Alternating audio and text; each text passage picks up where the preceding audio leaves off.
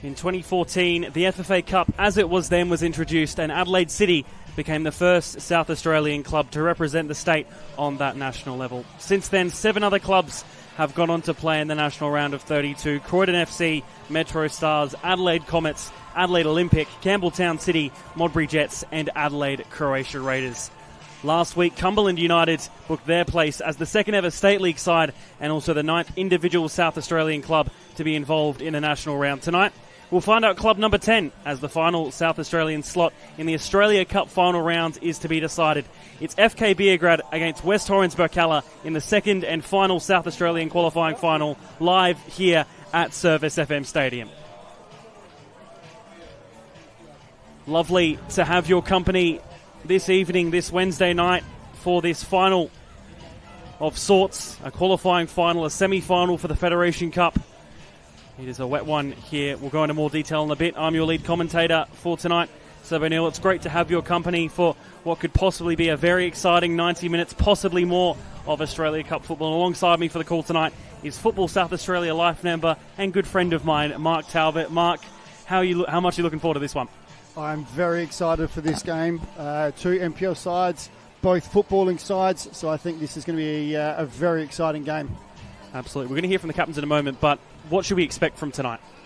Well, I think you're going to get a lot of ball playing. The ball will move quite quickly on this ground, so I think both sides like to play football. They like to play out from the back.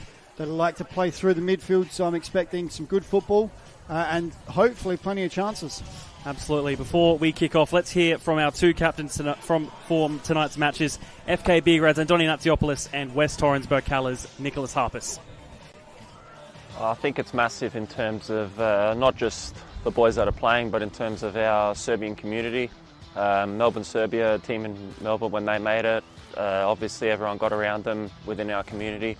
And we want to be that next big sensation around the community. I feel as though we've got a lot of players that can show individual brilliance. Jason Konstantopoulos has been on this stage. Lorenzo Boselli, our import, is a fantastic player. He'd be up there for the best player of the season, in my opinion. But yeah, I feel as though as a squad, we're ready for whatever challenge lies ahead. I think there's a lot of learning curves that we can take out of that game. Obviously, it was a sad heartbreak, but as it shows, we're not here because of luck, we're here because we're good enough. So we're going to take the lessons learned from last year and bring them into this year and make sure that we qualify for the round of 32. It's a massive opportunity, obviously, for the club and our fans and sponsors. It's something that we've aspired to obviously reach at the start of the season, and we've worked hard to get offers of the semi-final. And fingers crossed we can obviously get the job done and get an opportunity on obviously the national stage in the FFA Cup. I think the maturity of having those older boys in the team really stands out, and some of the younger ones have really stepped up over the course of the season, and it just creates a sense of calmness and stability, especially obviously in those tight games. We're going in obviously quite confident. Obviously the league table doesn't lie at the moment. However, we know that the job's not done. It's something that we really want to make sure that we're a part of, and with that, it doesn't take away from the current season. But ultimately, one game at a time. But when it comes to the cup, we're really focused on making the final and being a part of the FFA Cup.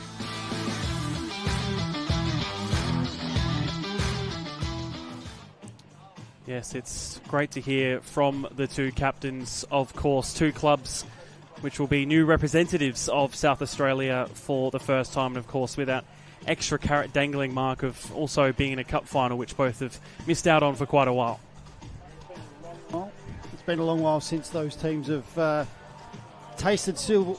their hands on silverware in the cup. I know FK Beograd, I think their last one was 2005, that they last got their hands on that cup. So it is a big night when you look at it. You go not only round of 32, but in the final and against a State League 1 club next July the 11th, is it, that the final's been played? Correct. That those teams will then be looking at thinking, well, we're up against State League 1 club, we'll be favourites and a chance to win a cup. So a lot on the line tonight. Absolutely. And FK Beograd only at this exact position this time last year against Adelaide Croatia Raiders, and they lost ever so cruelly with a penalty late on in that match as well. So a bit of redemption perhaps they're looking for tonight too. Yeah, certainly be using that as motivation. I think it was Falco very late in the game got done for handball in the box. They'll certainly be using that as motivation. I did have a quick chat with Adrian before the game, and he did mention that they'll use that going into this game. So they've got that added bit of incentive. Both sets of sides very much looking forward to this fixture.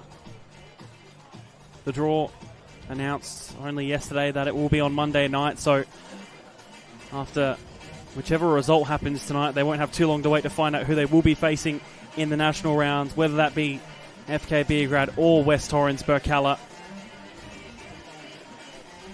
And both of them will be certainly hoping for an A-League club, because then they get drawn at home. Absolutely. And it will be played here in SA, be it at their home ground or possibly here at Service FM. Two sides wanting to be the representative for the state. Both from the west of Adelaide, and all Western semi-finals between the two. Cumberland and Cobras last week. Now Beograd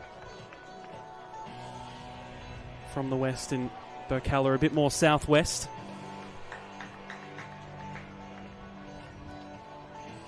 See, Birkalla will be in there. Away strip of white and yellow on FK Beograd as the home side getting to wear their home strip as well. We'll go through the starting lineups, starting with FK Beograd. In goal will be their number 1, Alex Woodlands, and at the back we anticipate will be number 2, Massimel Falco, number 5, Cooper Nunn, number 15, Ethan Harrington, and number 23, Marcus Orchard. In the midfield, number 22, Forobert Neon Kuru, number 17, Brandon Centofanti, and number 8, Jason Constandopoulos. And then up front, again, we imagine it will be Daniel Atkinson and Lorenzo Baselli. Interesting one, for sure. They've got the likes of Anthony Trimboli and Abu Hussein on the bench, as well as Andoni Natsiopoulos, their club captain. Yeah, they've certainly got firepower on the bench this evening. They have struggled with squad depth of late. Some of the players are starting to come back from injury, so having the likes of Trimboli on the bench and Abu Hussein, it really does provide that firepower if they need it towards the back end of the game. Our referees, as you saw there, undergoing the coin toss in the middle. Daniel Cook, assistant referees Dion Turner and Jaden Betterman, with fourth official Regis Quefalek. Betterman and Quefalek were involved actually the last time West Torrens Birkalla were in the qualifying final back in 2023 against Metro Stars. We'll go on to the West Torrens Birkalla lineup as we see them get ready for their team photo. They've got their captain, number 20, I should say, Nicholas Harpus in goal. At the back, number 14, Nathan Andianto, number 4, Kane Vidmar, number 5, Jared Clark, and number 26, Amir Ibrahim. In midfield, it will be their number 6, Ryan Yates, and number 16, Alex Sakonis. In attacking midfield, George Blackwood, their number 8 and their top goal scorer this season. On the left, Zakaria Abdullahi, the number 11. On the right, Dylan Clarkson Thomas, the number 10. And up front for his first start of the season, and I believe his first ever senior start, 18-year-old Brodie Everett, Mark. Yeah, I haven't seen much of him this year because he has come off the bench when he has come on and things like that. So big night for him, big call from Stav to throw him into the deep end, and let's see how he goes. No Toy Tarkani, no Tyrese Conway, no Alan Welsh, Johnny Dorigo, cup-tied. Mark, he played a match for Bossa in round 1, therefore meaning he's ineligible for West Torrens Birkalla. I don't think that will apply, though, if they make the national round, but of course they still have this whole match to go before they can even think about that prospect. Yeah, they've got to get through this one. Like I said, they're probably a little bit short on players at the moment, in the fact that they are missing players, as you just mentioned there, and Dorigo's been in some really good form of the last few weeks, so it will be a loss for Burks that he's out, but like I said, gives a chance for young Everett to show his stuff on the big stage. 90 minutes, possibly more. It will be FK Beograd and Jason Constandopoulos to kick us off for the final qualifying spot in South Australia for the Hahn Australia Cup final rounds here at Service FM Stadium. Already the battle in midfield between Sakonis and Lorenzo Baselli. It's a good run down this left side for Daniel Atkinson, and now Caselli has the ball taken off of him for the first throw of the match.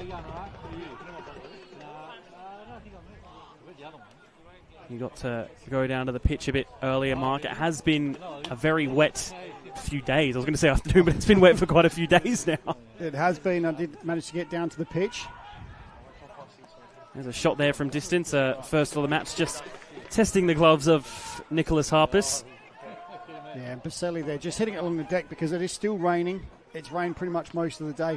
I did notice while I was out on the pitch, it's still relatively firm in most places, but there are a few spots that are starting to puddle a little bit and quite soft under feet. So the players will certainly need their studs out there, but it should hopefully still lead to a pretty quick and slick passing game.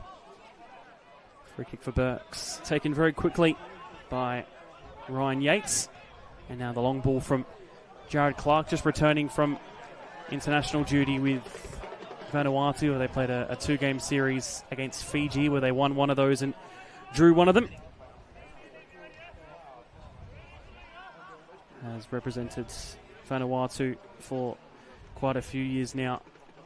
Played in tournaments such as the OFC Nations Cup, where he came runner-up to New Zealand in the 2023 edition. They lost 3-0 in the final in Vanuatu.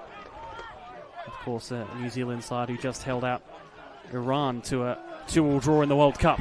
Here's Atkinson, the Kiwi on the run, on the left, looking for the ball in. I'm not too sure if that was a cross or a shot, but either way, not good enough for the first 2 minutes, you'd say. No, he managed to find some space, but on the left boot there, it looked like he was going to shoot, but he apologised to the players. So I would say he was meant to cross it, but he clearly couldn't wrap his foot around it enough to get it across the goal. But a worrying sign there for Birkalla early, in the fact that he was able to get in behind so easily with one simple ball from a beautiful Baselli pass. Clarson Thomas, deep for the moment, just spraying it across his back line. Quite a start to the season, you have to say, for Dylan Clarson Thomas. Sort of burst onto the scene last year with 8 goals and 2 assists. Only has the 1 goal in the league, but has 3 goals in the cup. Yeah, he certainly came into the side last season and really took his chances. Great to watch. This year, not as prolific, but he is also playing wider this season. He's played more of a right winger this season, or left wing, just depending on who else is on the other wing.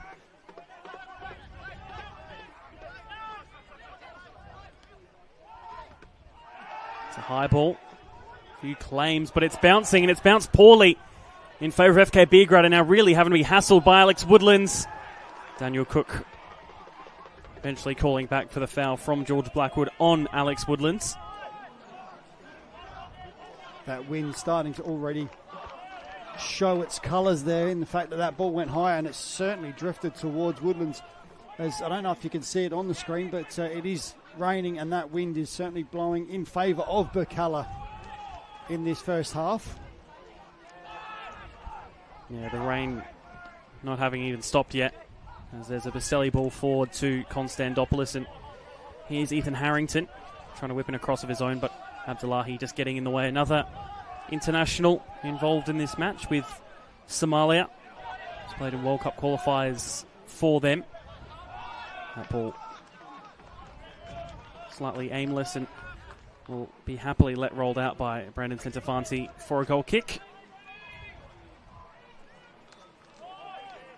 And just going back to the lineup, Seb, we were talking about, we weren't sure where how FK Beograd would line up, but they've lined up with a 4-3-3 with Falco playing a lot higher than what he's used to on that right-hand side. He's normally as a right fullback, but Harrington's filled in at fullback, and he's playing almost as a right winger this evening, with Konstantopoulos playing as I would say a false 9, with Baselli in behind him and Atkinson on the left wing. So the rest of it is all pretty self-explanatory, with Centofanti sitting in the holding role, who's had an outstanding season for FK Beograd since coming across in the off-season. Here's another one with an outstanding season so far in George Blackwood. That one called back for handball. Yeah, George Blackwood, of course, joining Birkalla last season. Had the 3 goals and 5 assists, which was okay, but then this season he certainly found his footing, of course, back in South Australia previously with Adelaide United in the A-League. This is first time in the NPL, and this season doing phenomenally. Yeah, he's found his feet. I thought it might take him a year to settle back into what we'll call the semi-pro environment. So last year was just finding his feet, but this year not only has he found them, but he's also found the goals and the assists, and he's really a key focal point for the way Birkalla play. And he's actually my early shout for one of the players that will be right up the top of that Serge Milter award at the end of the season. 12 goals and the 1 assist for George Blackwood. That's a pull back by Jared Clark, of course, as well against his former team tonight. Joined from FK Beograd, and he'll be called back for the foul here. Daniel Cook, nothing more than a talking to, though, as you can see fourth official Regis Peflik there just having to calm down the FK Beograd bench as we see that on replay. I think he got away with one there. It could have quite easily been booked for that. But keeping the cards in the pocket early, he's just setting the tone. You've got one in the pocket. You use that one up. The next one's certainly going to be a booking for Jared Clark. So flag goes up on the close side. And our assistant referee, Jaden Benjamin. Birkalla having the one game less than Beograd on the way to this cup run. They had a bye in the first round, then they beat Salisbury United 2-1 in the second round. Then they had 2 goal-filled matches, 5-4 win against Pontian Eagles away, and then away again to Fulham United. That one 5-3 after extra time. 12 goals and 8 conceded. And you look at that compared to FK Beograd, they played the 4 matches, conceded 2 goals against Campbelltown in 1 match. They kept 3 clean sheets across the cup campaign so far.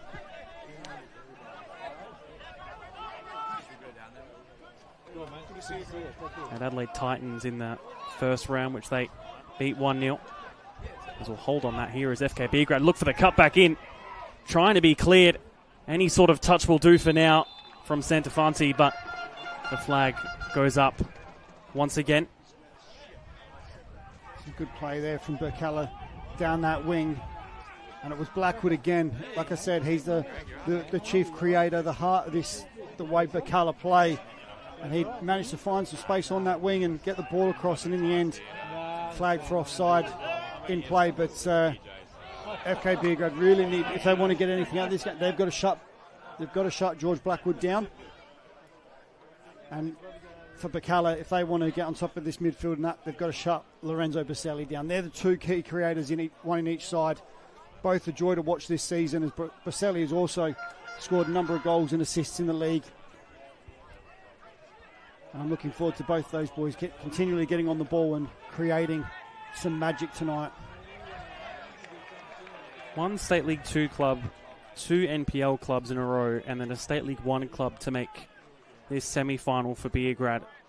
1 State League club, or 2 State League 1 clubs, and 1 State League 2 club. And as I said, Birkalla have conceded the more goals. It's fascinating. Beograd have technically, on paper, had the harder cup run. Birkalla have had the easier one again on paper, but a lot more goals on Birkalla's end. Yeah, it could just be down to the fact that they're a little bit of a lack of motivation going, we've only got a State League 2 club or a State League 1 club. I mean that with all respect, but that's a team can go that way and go, we've got this in the bag. So they get a little bit lax. We also know that Birkalla score goals late in games. They've done it all season. So in the cup, I don't think it would be any different. It may have started out that they've been struggling at the start of the game. Then they come good in that second half, and that's when they start banging their goals away. So I'm not surprised. When you've got the tougher competition, you are switched on a little bit more, so that could be it. Only have to go back as far as last Friday for a late West Torrens Birkalla goal. 2 of them, in fact, against Campbelltown. And chief creator of both of those goals is on the bench for Birkalla tonight, in Chris Christophilos. And again, just what a player that they're able to have on the bench and bring on in situations when needed. And he scored 2 goals this season, once in round 1 against Comets, and then of course last week, both matches he came off the bench and scored in 85 minutes plus. So the definition of a super sub is Chris Christophilos. Certainly is. He's got a deadly left foot, and like I said, an assist and a goal last week, both from set pieces. So he's certainly got that super sub mantra about him at this moment in time. Throw in. Goes right into the box. Again, the ball bouncing on the turf, but ends up being in the feet of West Torrens Birkalla. Vidmar. Driving run forward from Vidmar. He goes himself. Woodlands just slightly worried and forcing the ball wide for a corner. Yeah, great move there from Vidmar, stepping into the midfield through Falco's press. Not afraid to have a shot from distance. I think it was always going wide, but Woodlands just making sure with a touch off the fingers, which now leads to Birkalla's corner.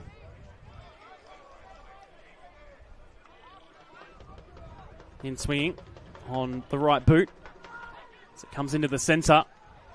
An acrobatic attempt, but only away from goal. Yeah, got to account for that wind. As you can see, the corner flags in the background there blowing in favour of Birkalla, but you've got to be able to control it.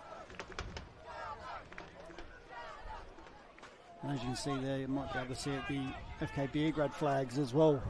Certainly blowing in this wind, and it's certainly, like I said, a big deciding factor is Falco. He goes from distance as Massimo Falco.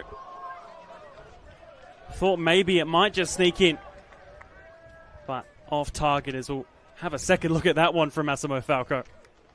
It's not bad. Great effort against the wind, but Harpus knew it was going wide the whole time. Never seemed to be too worried. Once he picked it up quite quickly, he was never worried. So, but makes him think. And that's what FK Beograd need to do. Challenge him, make him think about things and see if they can get those on target next time. But I think FK Beograd, both teams have settled relatively well into this game.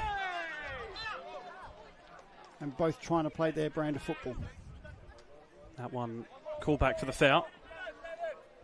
FK Beograd's way. Have met in the cup before.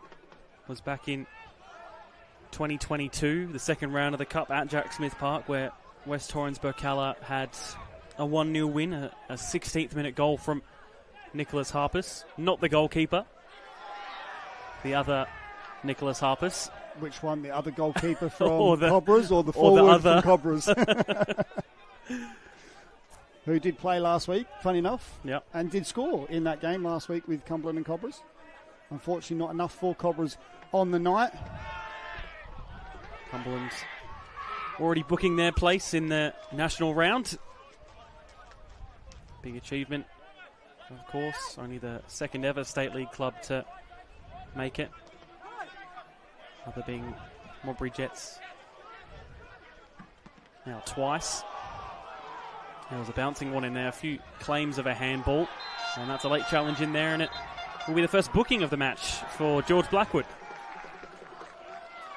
Yeah, Blackwood didn't get the same courtesy that he offered Jared Clark earlier, but I can understand.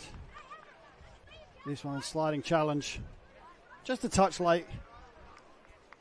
Falco just getting there ahead of him, and in the book he goes. So, sets the tone. Daniel Cook, a very experienced referee, 5 times in the men's MPL Grand Final. A few senior A-League men's matches in the middle end as 4th official. As he gets us back underway. Cooper Nunn with the ball over the top. Was perhaps looking for the run of Marcus Orchard. He'll try keep it in play, but to no avail. Yeah, even against the wind, those longer balls, they're going to skid on this turf, and that one did. And you can still see the rains coming in here. Yep. And that wind is continuing.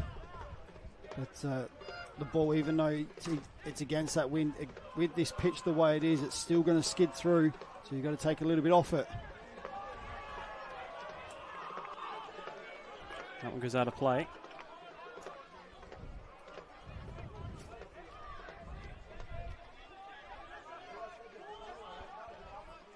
Down by Clarkson Thomas. Baselli now having an outstanding second year in South Australia. Was good last year with 10 goal contributions, 7 goals and 3 assists, but so far this season 9-2 in just about half the matches.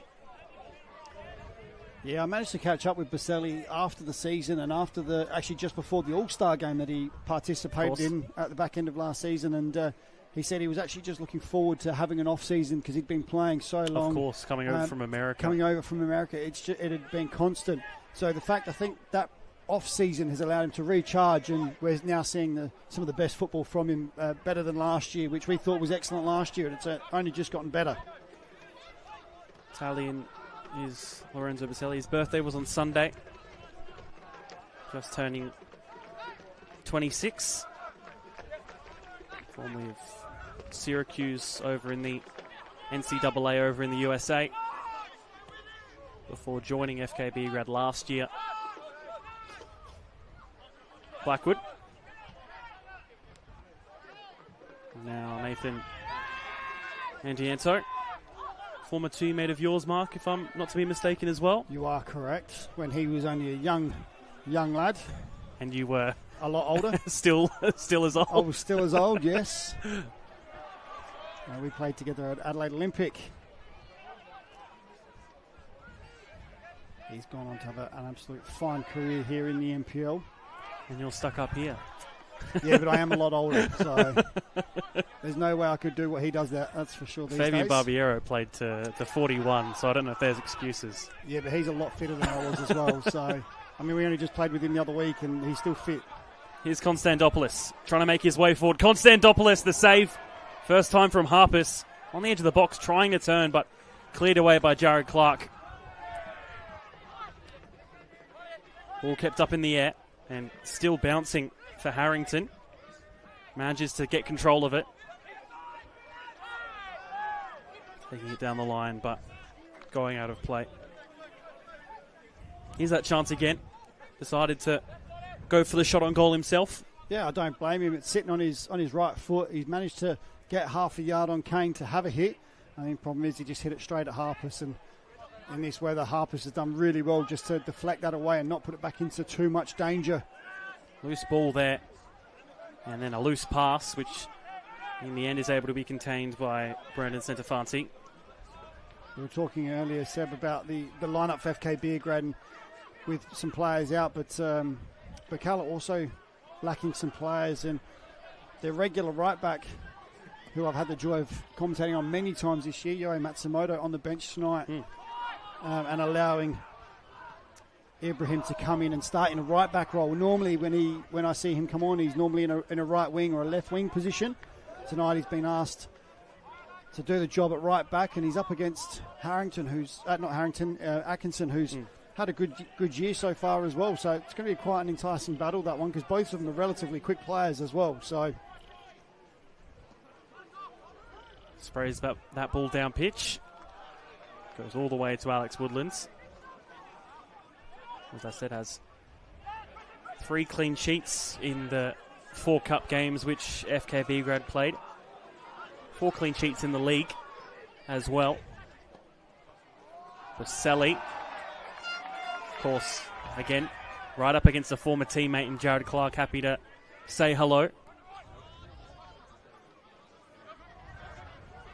Well done by Everett. Now, a shot from distance. Not bad from Dylan Klaassen-Thomas. Trying to link up with Brody Everett. And that's what Klaassen-Thomas can bring. Give him half a yard. He's only thinking there is, how can I get a shot away? He's managed to get past Cooper Nunn. Unleashes on probably his unfavoured right foot in this instance, and certainly had Woodlands worried. And what an effort that was. But again, he can certainly turn as quickly as he needs to make an attacking contribution, does Klaassen-Thomas. And I still don't understand how he's only got 1 goal this season, to be honest, because some of the positions he gets into and the work he does is fantastic. And not only that, Birkalla having a much better season this year without it. Yeah, they certainly are. And this is what I've noticed this season, is they're a less changed side than last year. Last year there's always a change here, there, each week. Stav wasn't sure of his best lineup each week. This year it's been a real settled side. Blackwood's been in really great form in the heart of the team, which makes it a lot easier for him. So, and he's missing a couple of players, but he's still got such a good squad. He's able to get them to play. And like I said, there's not that many changes, but the players that come in, they know their job straight away. Ryan Yates and Nathan Andianto over this free kick.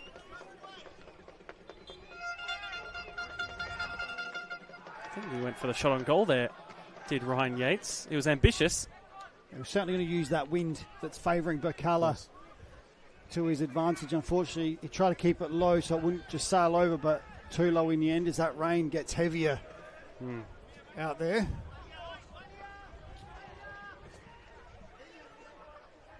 Just over 20 minutes played here with no goals yet.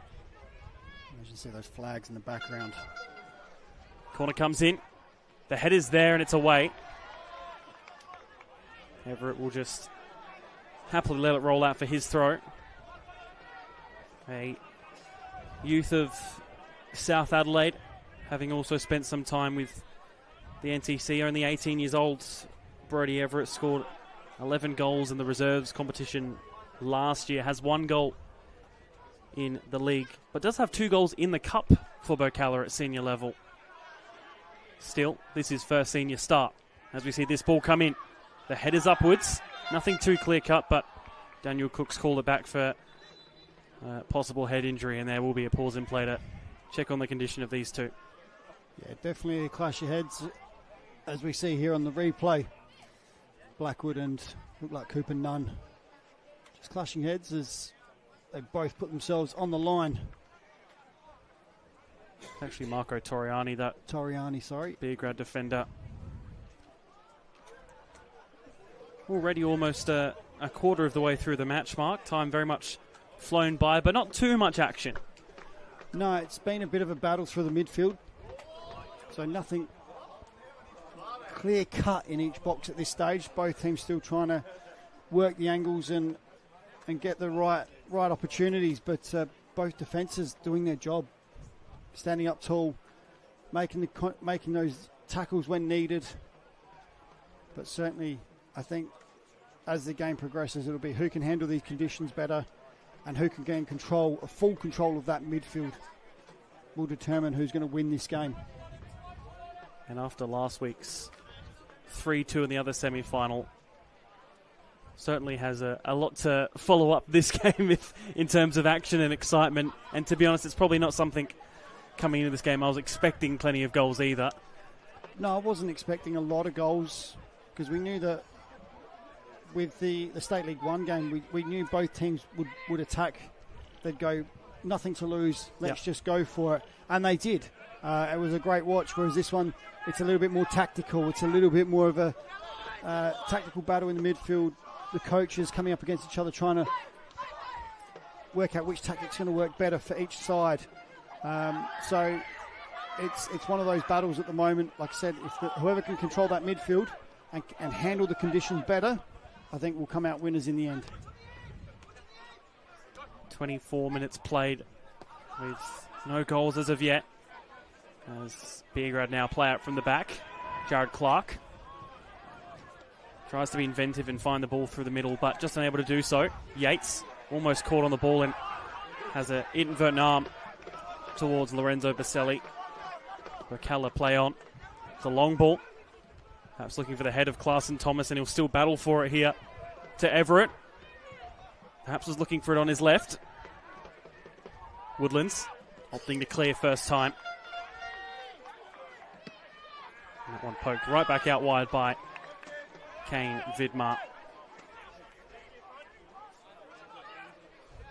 Of course, he having a very busy year himself, joining from Western United. Was also a part of the squad that went to the Under-23 Asian Cup. Didn't play any matches, but was on the bench for all of Australia's games. Of course, his only A-League goal was for Western United at Hindmarsh Stadium as well. Yeah, he'll certainly be looking to put his best foot forward this year, and hopefully he can pick something up in the A-League in their off-season after this World Cup. Goes quickly. Does Andy Yanto trying to catch out Alex Woodlands, but it's experience versus experience there, and both quick enough to act. And that's what I expect from these two teams, is things like that. Both teams have got smart players, they've both got experienced players, and Andy Gento there, just seeing how quickly Woodlands was off his line and able to get that shot away. But Woodlands up to the task, and like I said, everything been asked of the two keepers so far. They've both dealt with it. And even when you say experienced in the context of these two teams, it doesn't even necessarily mean they're two older teams. They're quite young teams, at least tonight, to be honest. But there's a lot of matches in them. The likes of Robert Nyonkuru, only 22 years of age, but he's played at this level for quite a few years now. Here's Atkinson, a newer player. No foul on him.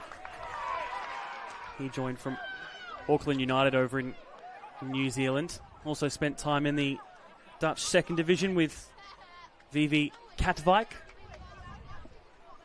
Didn't know that. You learn something new every day. But you're right there, Seb, in regards to age and players. There's a lot of games out there, and yet players are still relatively young. Yates was in almost completely free space to receive that pass. Nyonkuru trying to put an end to it as this crosses switch sides. Will be really chased down and not kept in.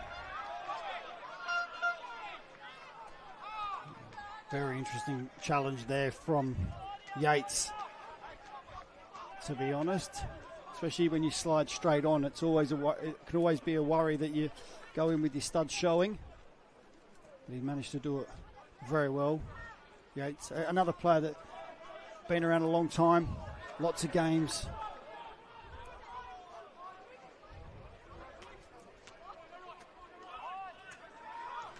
But not exactly old either.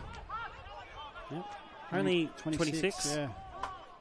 But again, one of those players who just has the matches behind them more than anything. Exactly right. Ball over the top, headed on by Blackwood, but doesn't find a player wearing white. That one's booted out for a corner. Yeah. Just a little bit of pressure there from Birkalla on Toriani, but it just wouldn't come down from him to hit it cleanly. And in the end, he was a little bit cramped on that clearance, hence why it went straight up. And again, we see that wind take effect and just rip that ball out of play. Like I said, the team that can handle these conditions, the better, will probably end up coming away with the win. In the middle, it's got a connection, but away from goal.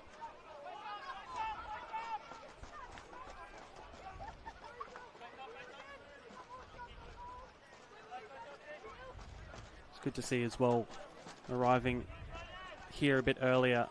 Saw Birkalla had a few of their youth teams. They train on the five-a-side pitches here, so that, at least what I'm guessing is that, so as soon as their training can end, they could stay and watch the senior team, which is really nice to see. Yeah, great idea that. I didn't even think of that, to be honest, but brilliant idea there. If you can hire out one of those pitches, get some of you juniors down and then stick around for the game and increase the crowd. As it is looking, considering the weather, it's looking like a good crowd out there. Has certainly grown, I think, since the 10 minutes before at least. As Berks have another free kick with Sakonis and Andy Anto. The Sakonis have had a brilliant last few weeks in midfield. As Andy Anto is the one to deliver the ball in, the header only upwards. And over the netting behind the goal for a goal kick. Yeah, beautiful little ball in there, and Kane rising highest in the end, but unable to rise high enough to get his head over the ball and head it down. And in the end, out for a goal kick. Both sides, of course, coming off a win in the NPL. Birkalla last week, of course, very late on to Campbelltown City. FK Beograd with a 5-1 over bottom of the table Para Hill. So certainly they have that behind them as confidence. Birkalla in the better form out of the two. They've won 4 out of their last 5. Their only loss being here against Adelaide United. A bit of a shocking one considering the form they're in. But this does take me to an interesting stat, which is that between the two of these sides, West Torrens Birkalla, they've played here, I'm just double checking, they've played here 5 times. FK Beograd, they've played here 8 times. Neither side has ever won a match here at Service FM Stadium since it's opened. At least we can say that's going to change tonight. Well, if you're including in 90 minutes and it ends a draw, then it will continue. But there will be some sort of winner at the end. There will be a winner at the end of this game, be it at full-time, extra time or penalties. There will be a winner. That one nearly falling through. Sorry, Mark. No, so one of these teams will break that record. But does it still count if it's 0-0 at 90 minutes? It certainly does. Yeah, the closest either ever came to a win here was FK Beograd. In 2024, they had a game against Adelaide Comets here. They were leading through a 32nd minute goal from Maxim Ivanic the whole match until Jade Labasso popped up in the 90th minute to score an equaliser, and which brings us to today where neither side has ever won a match ever since this place is open. It's quite remarkable. It is, considering it's been open a few years now. A number of games have been played here, and obviously 13 games between the two of them. Beograd trying to take that one out. That might be a tap-in if he can get it on target. Just couldn't get his footing right there. Could Ibrahim? He had so much time. It stood still. But still the clock is worst enemy. As we see that again, unfortunately, for West Torrens Birkalla. It was a great shot from Everett, but just could not get the footing right. No, he certainly couldn't. I mean, Everett did all the hard work, found half a yard, unleashed a great effort. Woodlands could only throw himself at it and watch it hit the post, and it came straight to him. Unfortunately for Ibrahim and Birkalla, just could not sort his feet out quick enough. Maybe got caught by surprise, but I thought he might have just hit it first time, but he dwelled, and FK Beograd, in the end, 3 defenders putting the pressure on him, forcing it wide. And I don't even think that was him just trying to be smart with the amount of time he has. I do really just think he couldn't get the footing right, but here comes George Blackwood trying to force his way through the back line. Will be a corner. A first big chance for Birkalla, and now they're starting to build up the momentum. Yeah, they certainly are now. Again, Blackwood at the heart of that move, picked it up. He was trying to hit that ball outside of the right boot to Alex Woodland's right-hand side, but again, just some desperate defending there at the last second to prevent a shot on goal when it goes out for a corner. But Birkalla now starting to utilise the wet conditions a bit better and starting to get on top a little bit. Another corner right at the back post. It goes straight out. I think a free kick there to Woodlands has been called for the shirt pulling. But yeah, Birkalla starting to use that wind to their advantage now, and FK Beograd starting to struggle to get the ball past that halfway line. But again, if you can utilise the conditions, you got to remember FK Beograd, they'll have these conditions in the second half. If things don't change, this wind continues as it is, they'll hopefully get the benefit of that wind in the second half. Just over half an hour played. Birkalla with the best chance of the match so far. Baselli trying to put the ball down with a touch. Sakonis. His pass doesn't reach a teammate, and that one will be loose. Able to be scavenged up. Jared Clark under a bit of pressure, but manages to get it away. It comes off. All could last, and will be a Burke's throw.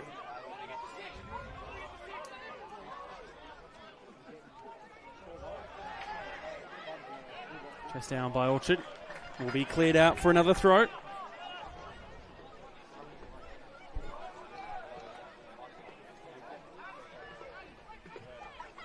At this stage, with only 10 minutes or so to go of this first half, FK Beograd will look to hold on as much as they can, try and play on the counter, and then get into half time and then utilise that wind in the second half. It's a good touchdown from Konstantopoulos, but maybe just one too many. Couldn't get it down enough in the end. Clark. That's well intercepted by Atkinson. Baselli gets enough of a poke to put it through. Back by Konstantopoulos, and now Centofanti putting it through here. Falco finds himself all the way up the pitch, and Jared Clark comes off him last for a Beograd corner. Yeah, some beautiful interplay there with the FK Beograd midfield. Eventually releasing Falco, and he's made a great darting run in behind and managed to get there in front of Clark. I thought Clark was favoured to get there, but Falco made his, and eventually, as we see on the replay, got the shot away.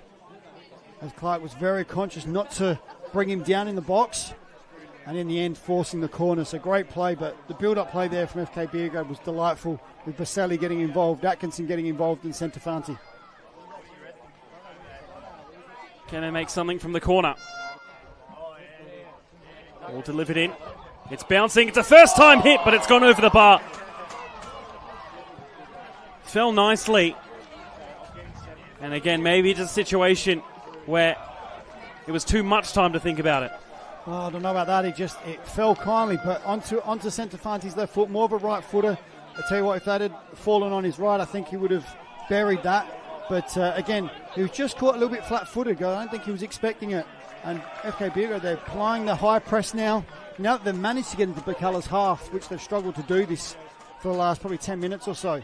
Misplaced pass from Clarkson Thomas there, sorry. They're now able to actually put that pressure on and win the ball high, which has forced Birkalla into a couple of errors.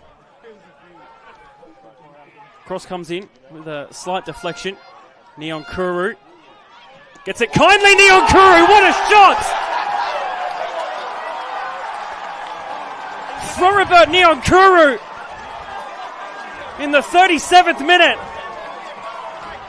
What a finish from the youngster to put FK Beograd 1-0 up in the qualifying final. We were just saying how FK Beograd able to apply a little bit more high pressure, and Neon Kuru there winning the first ball, winning the next challenge. It fell kindly to him, but sometimes you need that luck, and he certainly had the luck there. As the ball bounced, he was able to hit it on the volley, and no one was stopping that. As soon as he hit it, it was goal bound, and Harpers just only could watch that sail past him and hit the back of the net. We saw it again. He got a few kind deflections with Felix Park, but that's what you need sometimes, Mark. Exactly right. Like I said, he was willing to get that first one. It fell kindly, and that bounced just enough for him to rifle that volley home. And FK Beograd take a 1-0 lead. 22 years of age. Burundian heritage for Robert Neon Kuru. Another one that was a part of the All-Stars game in 2025.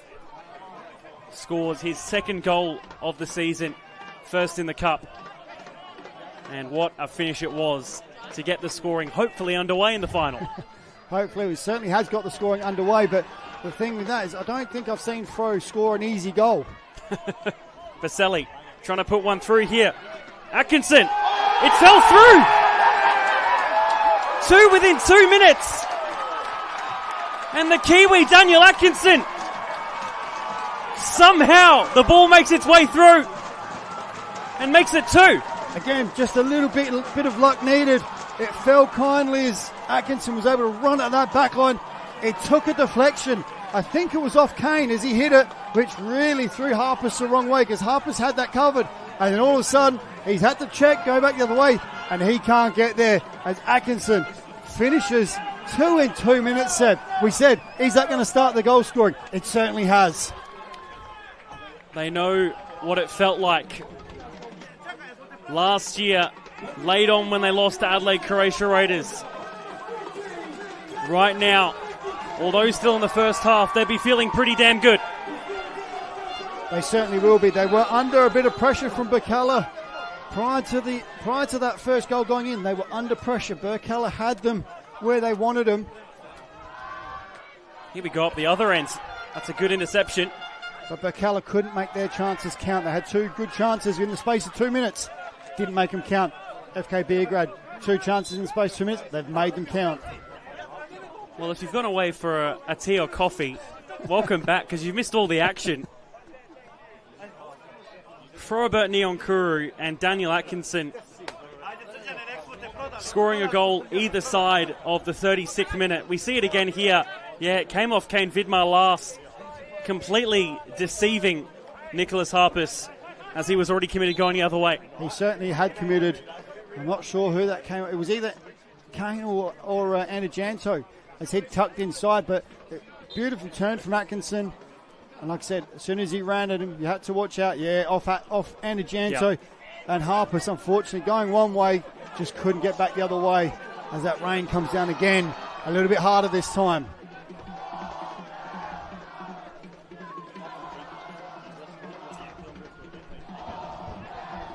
And as you can hear, Seb, I think you might be able to pick it up on the mic. The FK Beograd Ultras down the goal end behind Alexander Woodlands. Neon Crew on the edge of the box once again.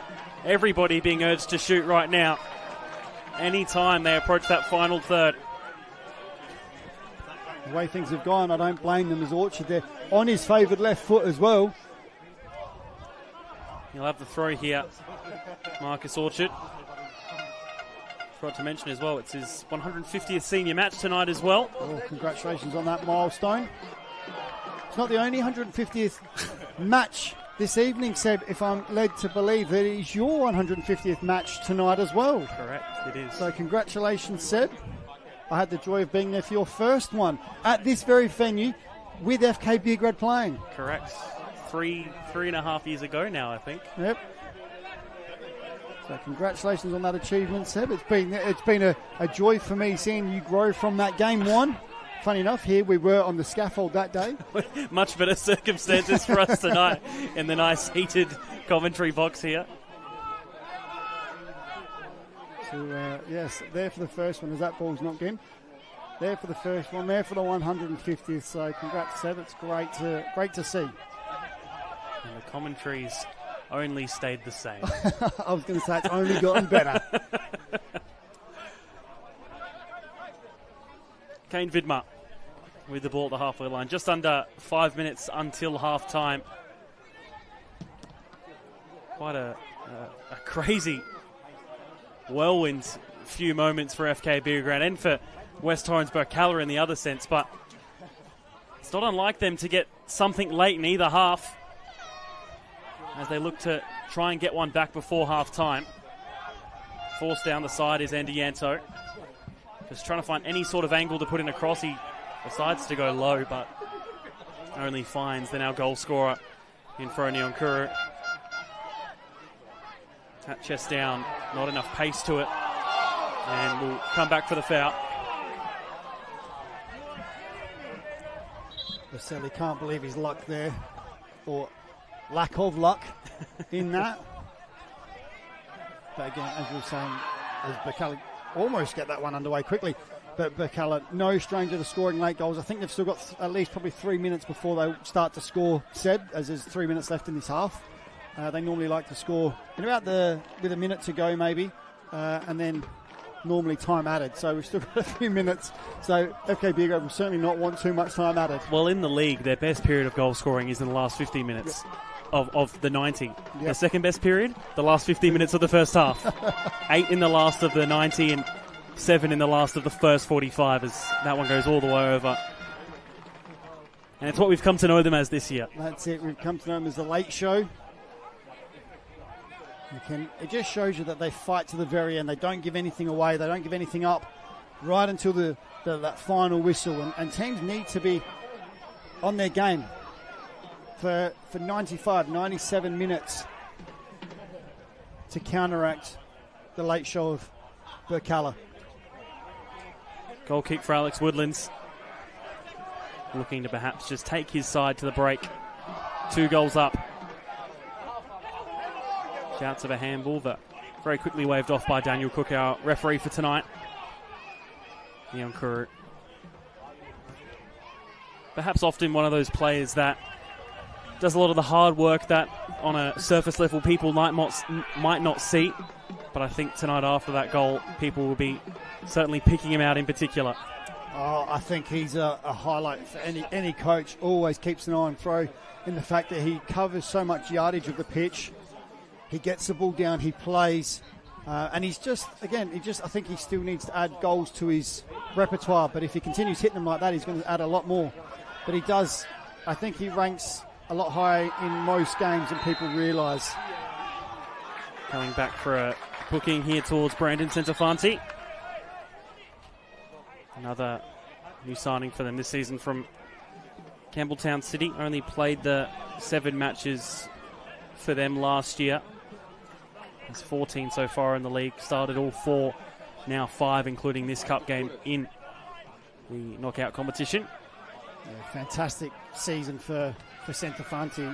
As you said, they only played 7 or 8 games last season. Just shows you what he can do when given the opportunity. There will be 2 minutes of time added on. 2 minutes. One for each goal. 2 minutes until the end of the half as another one comes from distance. They've tried a few tonight, but they only actually scored their first goal from outside of the box last week, and it was from a dead ball.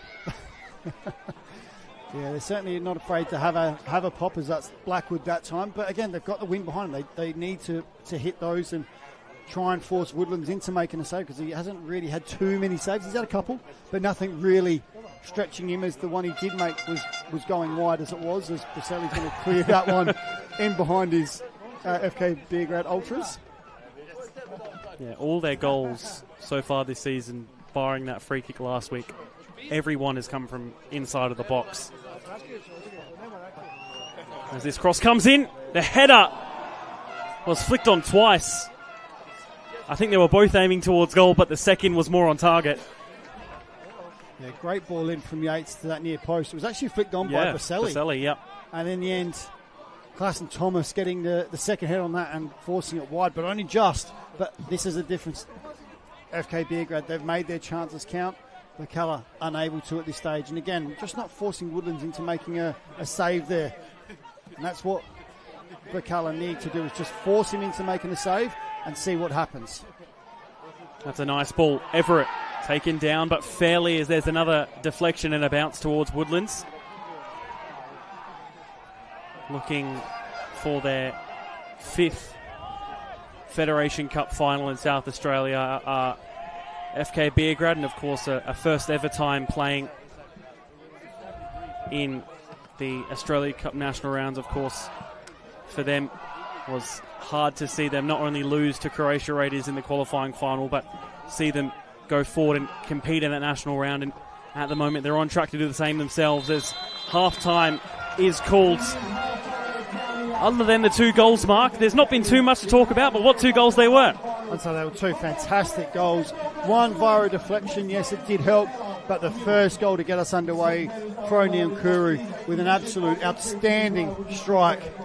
A bit of luck fell his way for the ball to pop through that first challenge, but it sat up nicely for him to volley it home on the second opportunity.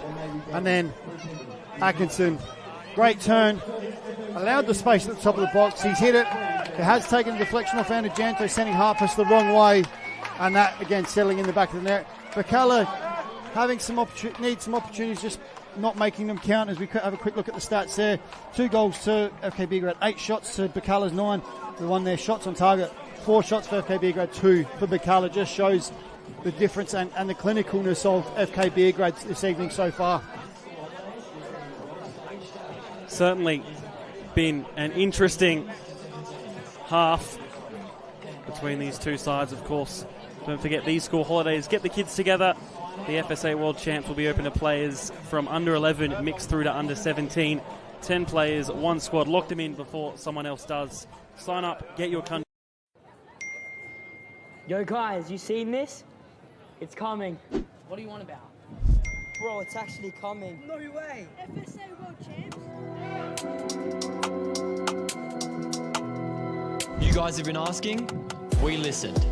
The FSA World Champs is coming. This school holidays, we're bringing the world stage to Adelaide. Here's the breakdown. From 11s to 17s, and everyone in between. 10 players, 1 squad. Lock them in before someone else does. Sign up, get your country, and represent your nation. Nominations are open now, but don't sleep on it. Spots are limited.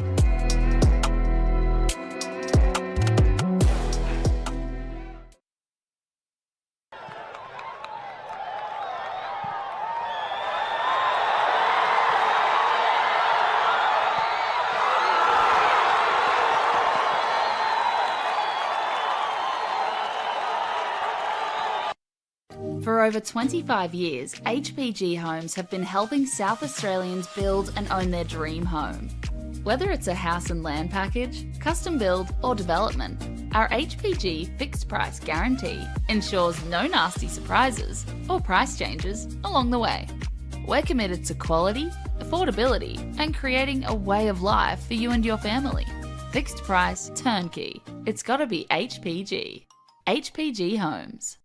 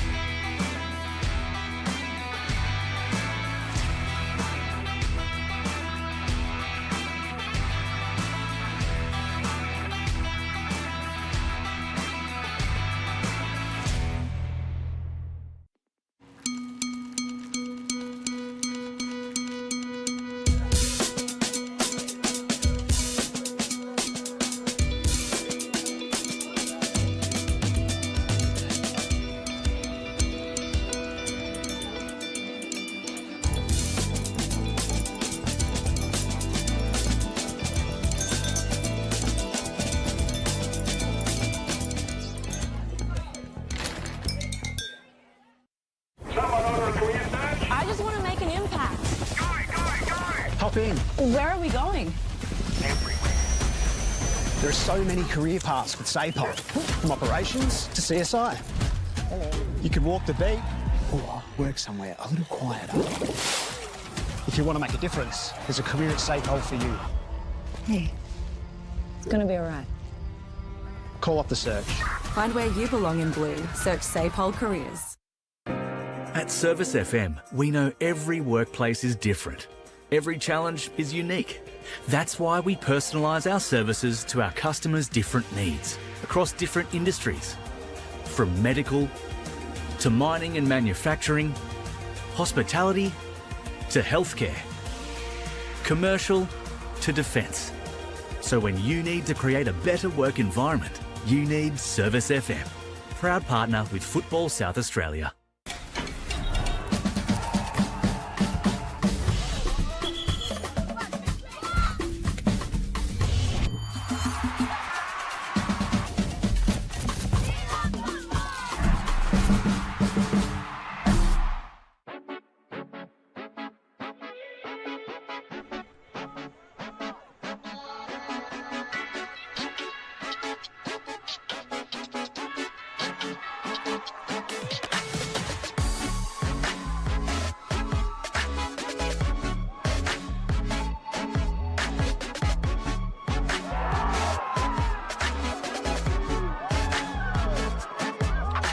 Stayed on side, looking to put it across, deflected, and it's still alive.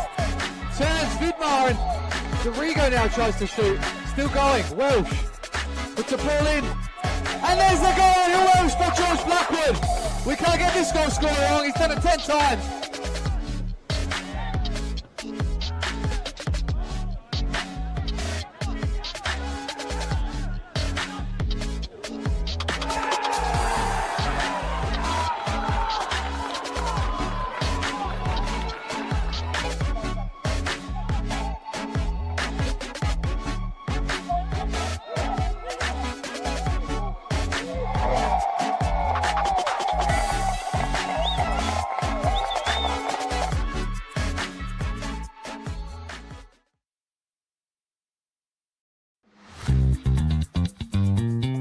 I think the thing that most people don't realise about being a referee is how much we train. We often train twice a week as a group. Then we have coaching sessions where we go through videos and look back at past few weeks. And then any of the outside of training stuff that we do, like our gym work and watching matches back and all that. All the extra time outside of match days are the big things for us. What makes it more than just blowing a whistle is understanding football and all the different layers of football, and then adding on top of that we then have to be impartial and understand the emotion of football, and then find that balance between understanding the emotion and then understanding the laws. I've had a few grand finals that I've been lucky to be a part of, and in those kind of games with the crowds and the energy, I can just tell that the football match that's going on is so entertaining, and that I'm lucky to have one of the best seats in the house for it.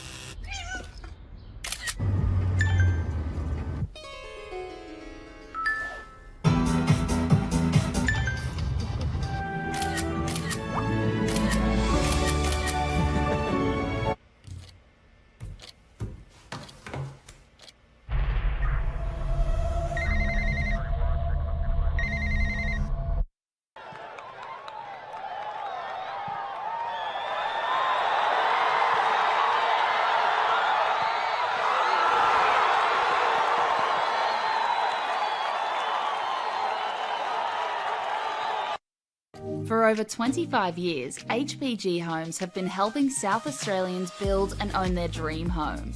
Whether it's a house and land package, custom build or development, our HPG fixed price guarantee ensures no nasty surprises or price changes along the way. We're committed to quality, affordability and creating a way of life for you and your family. Fixed price turnkey. It's gotta be HPG. HPG Homes. Adelaide wakes up with 5AA, David Penberthy and Will Goodings. Tom Wren for sport. Jade Robran on the scene as it happens. Jess Adamson with the news that matters to Adelaide.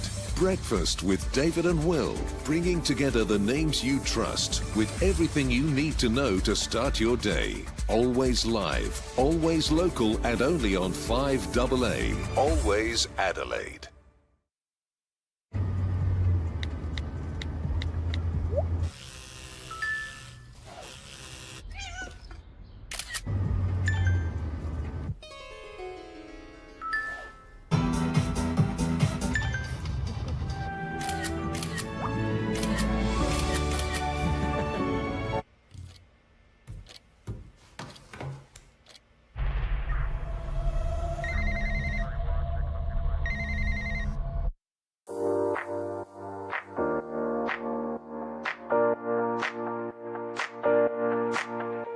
So the Youth Club Championship, we've designed a structure where the under 13s, under 14s, under 15s and 16s all compete together as one club. They'll play at the same venue, they'll play one after each other. It allows the technical director to be at the venue to help educate and look after the coaches, and also there's a focus on player development. Players are now knowing where they are at and the pathway to follow each year. If they continue with the YCC, they should be in a position where they can go into senior football. It's a lot clearer around the steps they need to take to keep tracking as a player. We've created an additional YCC training session or seminar night. All the players involved had the opportunity to do an extra additional skills session development plan, and we had Adrian Stanter coming in to talk about how to become a more professional player from a younger age. The fact that as a club we are investing heavily in the juniors to ensure that we're putting those tools in place that the YCC is wanting from us, that's certainly bringing around some benefits to the club and to junior development across the board. Everyone's trying to obtain points for their club, but also with a strong focus on how do we create a competition where players can play against like players. The one thing I have noticed is it's been a bit more focused on getting the balance right. So, you know, trying to keep the best teams playing against each other throughout the entire year and not having this big disparity between one team or another, one club or another. So what it has allowed us to do is have quality games every week, which has benefited the competition and given the girls a chance to sort of understand what it's like to play at that elite level. While development is a good focus, the YCC does bring out the aspect of results as well, which helps find that balance for players to transition to senior football. So I think with the YCC structure now in place, there's become a better level, and with a better level there's been higher intensity within our sessions, and that's allowed for greater development in terms of a player technically, tactically, and that's given them the best chance to keep improving their game. Yeah, look, I think there's certainly brought around a lot of excitement to the club on YCC Day. The club's buzzing, a lot of the parents and players really enjoy seeing the kids play, and what is really now an elite pathway in junior football in our state. Something that resonated with me right on the onset was about connecting a budding footballer with the right coach with the right club, and the right club being part of the right football environment. So the YCC tells me that this has been a fantastic implementation by Football South Australia.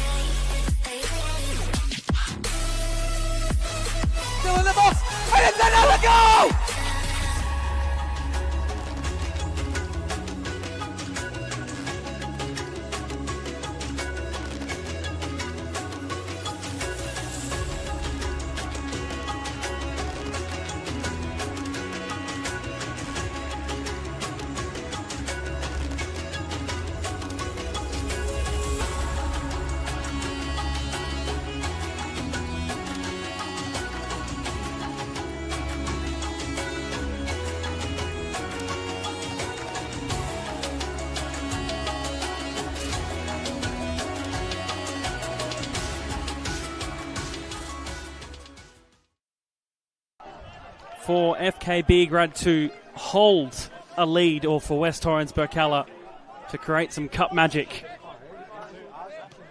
As the last half of this continues, of course, a cup final awaiting against Cumberland United for the winner of this one.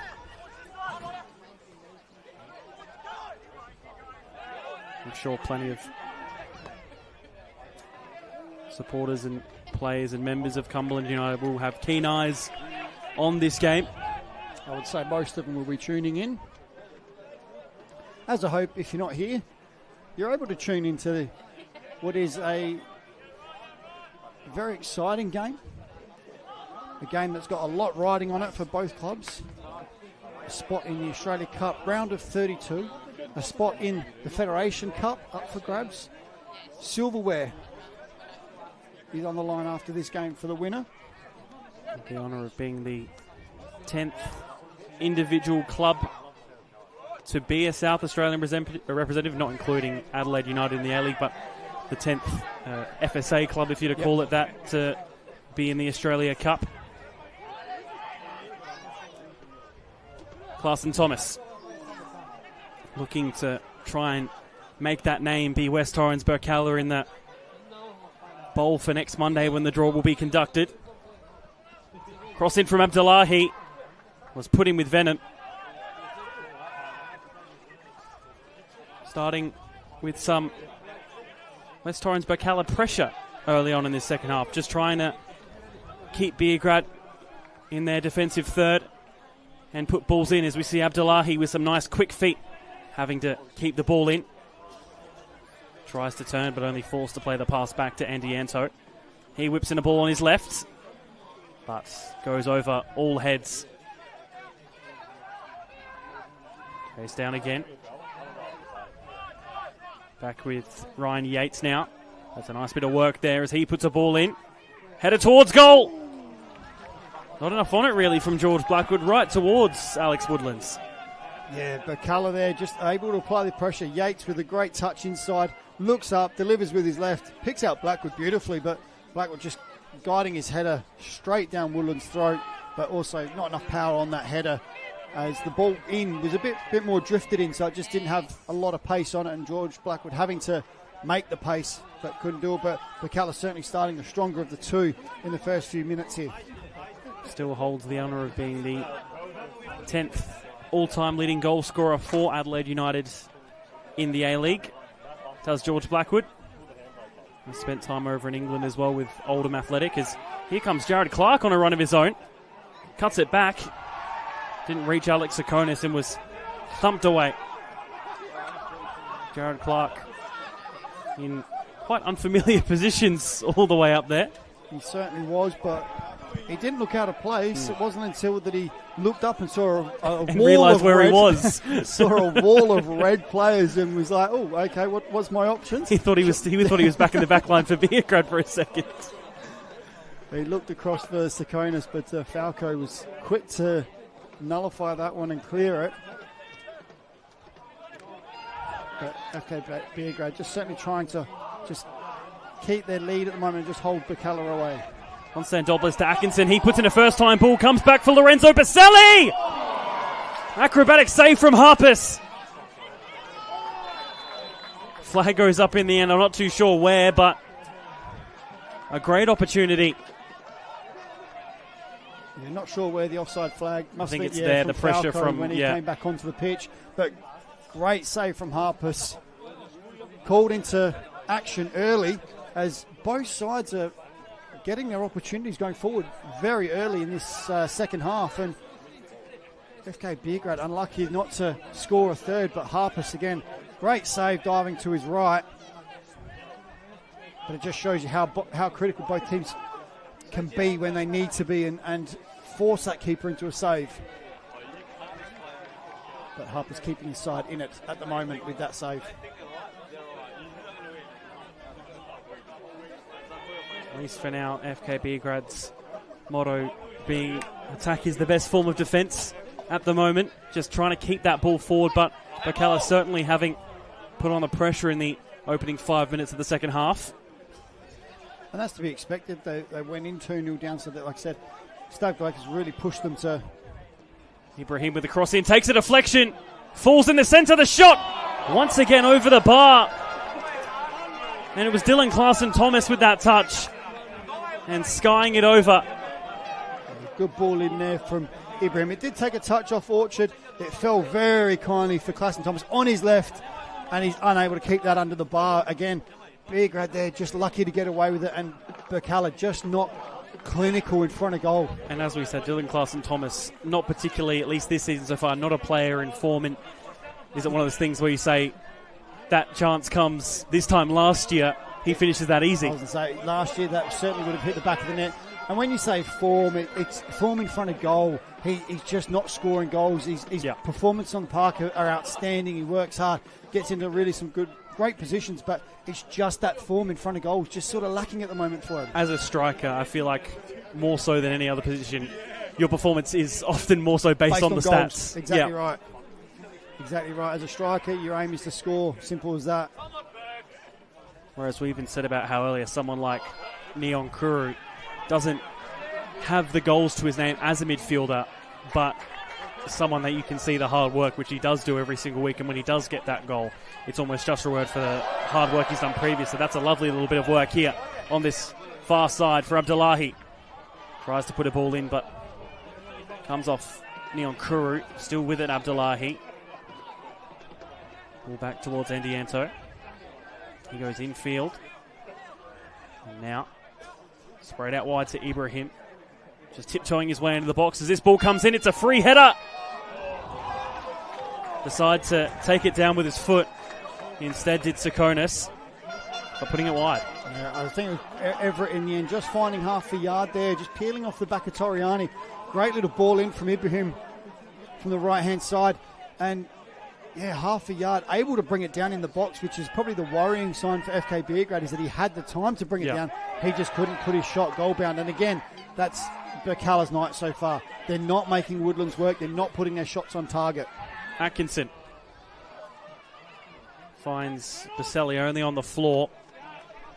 And so Birkalla in the ball back, but that's a very wayward pass. Here's that chance again. Yeah, Ibrahim, beautiful ball in over Blackwood, and yeah, there's Everett there. Beautiful touch to bring it down and put it onto his left foot, but again, he's just probably snatched it a little bit, sliced across the ball, and just put it wide of the upright. But again, like I said, it's just coming down to the fact that Birkalla not critical enough in that final delivery, that final shot, or forcing Woodlands into a save. I mean, that's what they need to do. Jared Clark looks for the long ball towards George Blackwood. Blackwood, perhaps a few quiet claims that he was pulled down, but nothing too loud against Marco Toriani. Of course, was on the winning side between FK Beograd and Adelaide Croatia Raiders last year. Other players remaining from that being Falco, Jason Konstantopoulos, Trimboli, Harrington, Baselli, Neon Kuru. Jared Clark was on the bench for that game. Marcus Orchard as well. Natsiopoulos was missing that night. Didn't get to play. And I think he was injured. Yeah. Has the opportunity to play a part tonight from off the bench, the captain. And I dare say he will come on at some stage. And I dare say it's the one thing that he would be wanting to do right now. He would love nothing more than to come on in this match. He's a man who loves this club so much. Opportunity here for Tsakonis. Another one that's low across the ground but wide. Again, Birkalla, good build-up play. Finding spaces, finding combination plays. There's Everett there with a great little setup to Tsakonis. Good first touch to get it out of his feet. But again, just not forcing Woodlands into any kind of save. And that's, even if they can get some shots on target, force him into a save. It then breeds confidence in their own ability to then start beating Woodlands and make those shots count. At the moment, not finding the target, not forcing Woodlands into a save, Woodlands feels it more comfortable as each one goes wide. Clarkson-Thomas, his pass perhaps just lacking direction. And that's a last touch off Atkinson. Throwing goes quickly towards Clarkson-Thomas. And now with Tsakonis, Baselli coming in strong and unfairly. Will be a free kick. I thought he got in front of him. I can't see anything wrong with that at all. But Sakonis getting the call there, and Baselli trying to work out what that was for. And it's now a free kick in a dangerous position here. And it'll be Blackwood and Yates probably over this. This is where they want to bring on Christophilos. I was about to say the exact same thing. As a specialist free kick taker. Same sort of range, probably just a little bit further out than his goal last week against Campbelltown. We saw a free kick last week from Diamond Min for Cumberland. Will be George Blackwood from the dead ball. Looked decent enough, but came off the wall, and Beograd now with a player down due to the ball. It looks hitting him in the head. Centofanti copping that one as we have a look here. Yeah, Centofanti on the edge of the wall. Back of the head too. Yeah, not keeping his eye on it and turning, and it's hit him in the back of the head. Hopefully he's okay. But it will allow FK Beograd to get a breather because they're under a little bit of pressure from Birkalla at the moment. But they were in the first half as well. They were under pressure, and then they managed to flip the script and score 2 quick goals. But FK Beograd just needing to take this moment. 70 matches between these two sides in the South Australian First Division.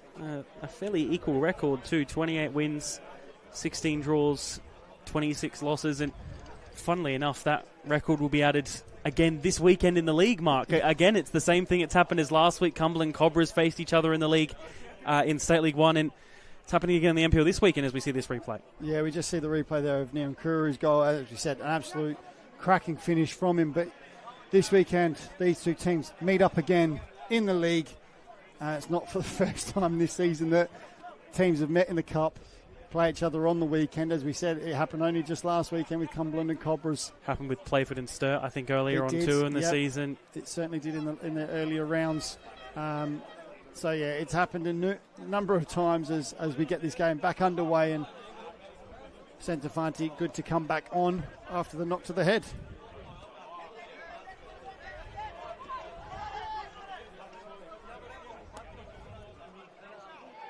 And Kuru goes down there. It was a decent enough idea from George Blackwood. Now, down the wing. Baselli bowled over, and I think maybe just pulling back, but no. Fairly enough, and play continues. I thought that was more of a free kick than the last one. That's why I'm not a ref, Seb. I'll stand up here in the box. 1, because it's drier. 2, because it's warmer. And 3, there's no way I would be a ref. I take my hat off to them because they do a wonderful job, and it's not something I could do. And without them, we wouldn't have this beautiful game. Saw Ryan Yates down there for just a quick moment. Takes a fair bit to knock the wind out of Yates. Abdullahi fouled there.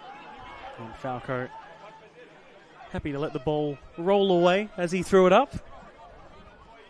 I think Birkalla might be readying a substitution as well. And it is Chris Christophilos, the super sub from last week. Actually, the super sub for many games this season. It's a relaxed header down. Orchard.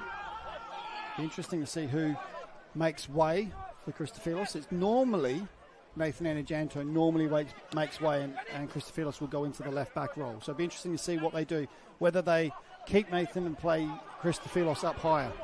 Falco was trying to contribute to an attack and build something there, but nothing to be manufactured going forward there.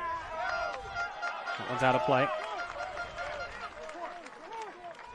It just highlights the work that Neon Kuru does that people don't tend to see, just constantly putting Classen Thomas under pressure there and then eventually forcing the throw. He's reached 2 sides that in the league so far this season have averaged just about 2 goals a game. And they've averaged about 1 goal conceded per game too. So statistically it should be a 2-1 for either team. Abdullahi gets the touchdown very well. Had a great cameo off the bench a few weeks back against Adelaide Comets. Foul there, in which the referee will just put a momentary pause to play, but gets it back quickly enough. Birkalla actually making 2 substitutions. It looks like Yohei Matsumoto is going to come on as well. Now, Atkinson, all on his own up there. Touch just behind Massimo Falco. He'll go back in field as it's the first time ball from Centofanti looking towards Daniel Atkinson, but not direct enough. And Falco just losing his footing at the wrong time there. As we know, that pitch is going to be slippery with the amount of rain we've had over the last few days. Ibrahim, a ball in behind towards Dylan Clarkson-Thomas. Turns, puts a ball in on his left, looking for the back post, only headed away. Was looking towards Zakaria Abdullahi. Falco, happy to just put a nudge in behind. And Yanto. Now Abdullahi puts in a nice ball. Touchdown by Everett. He's forced wide, cuts it back across. Still only bouncing about in a desperate perhaps clearance from Beograd as Birkalla will make that substitution now.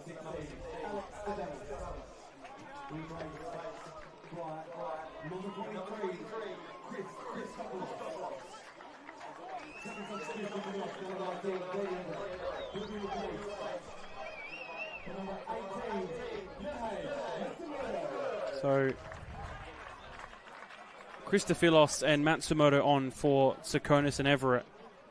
A midfield and a forward off for a defender. 2 defenders, technically. Yeah, I would say Christofilos more of a versatile player, but technically I've listed as a defender too. To be fair, both Matsumoto and Christofilos can both play high up the park. We've known Matsumoto for a number of years now in the NPL. Has always played as a winger or a defender. At Birkalla, he's really found a home in that back line, but he's such a dangerous player, can play up high along with Christofilos, who could effectively play anywhere. And what he's done is he's brought Christofilos into the left back role and he's pushed Anianto, again, a player that can play in multiple positions. He's pushed Anianto into the midfield to play alongside Blackwood. And now they're only going to have the one pivot in, or the one holding midfielder in Yates now. So they're certainly going for it and starting to push players higher up the park. Matsumoto started every league match last season. Has something to do with here as this ball comes across the box. Ibrahim. His touch, meaning a throw-in. Yeah, some great play from Atkinson there and some great refereeing too, because both players were pulling each other, 6 of one, half a dozen of the other. He let the play go. Atkinson quickest to his feet, able to pick out, or almost pick out Konstantopoulos coming in at the far post, and Ibrahim getting a really important touch and pushing it out for a throw-in on this near side. Later and later, the game goes on. That ball nearly squeezes its way through. And Kuru with the final touch. And now it's bouncing about with no real side in control. Ibrahim, he decides just to clear into the hills. And the rain has certainly stopped, and the wind has also died right down, Yeah. Seb. Unfortunately for FK Beograd, but It's a nice night now. It is. That's a header. That goes out from Baselli. Asking a lot there from that cross. I think it was Falco in the end with a head from about 18 yards out. It'll take a lot to beat Harpers from that distance. As we've already seen tonight, it's taken a lot to beat him. I mean, Neon Kuru's goal was an absolutely outstanding finish and then a deflection to beat him. So a header from there, never going to really worry Harpers too much. As Christofilos now able to use that left foot of his. Trying to switch play, but bounces all the way out.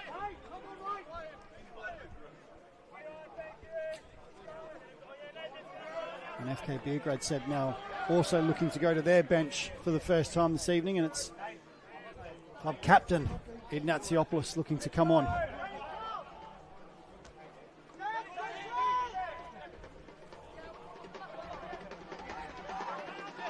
Both sides unable to get the ball down on the deck until now.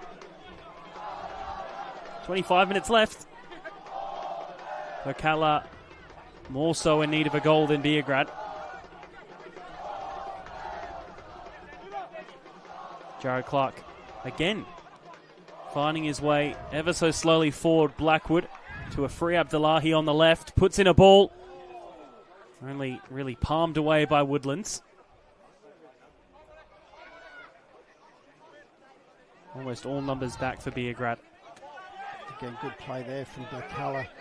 Clark allowed to travel with the ball.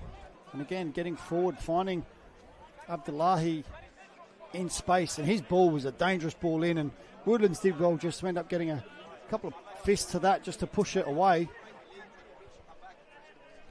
And then happy to see that one run over the byline, as we do see the change.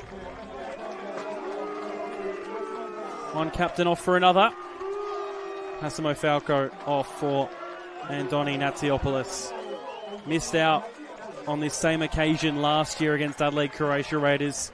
Night didn't end the way that he would have wanted, but at the moment, as long as he's able to contribute just as much as Falco did, they are on track to win for the first time here at Service FM Stadium, FK Beograd. Still, just under 25 minutes to go though, still with a bit of work to do. And we'll come up as we approach the late show's favoured time of the game with 15 minutes to go, which is where they score most of their goals.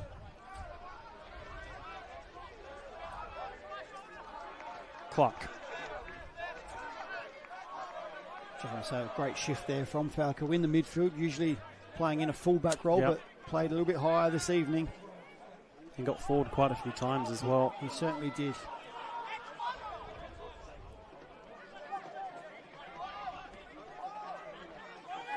Just playing a few passes together now. Jared Clark deciding to be the one to unleash the break forward.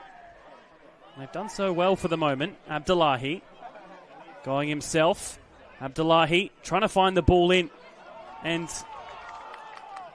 what we've seen so far, Mark, from him, maybe in these occasions he can be a bit more selfish, I think. I think he's sometimes trying to find that ball in rather than put his head down, go towards goal and have a shot himself. Yeah, every time he's had the opportunity to cut inside, he'll go outside and look for that cross.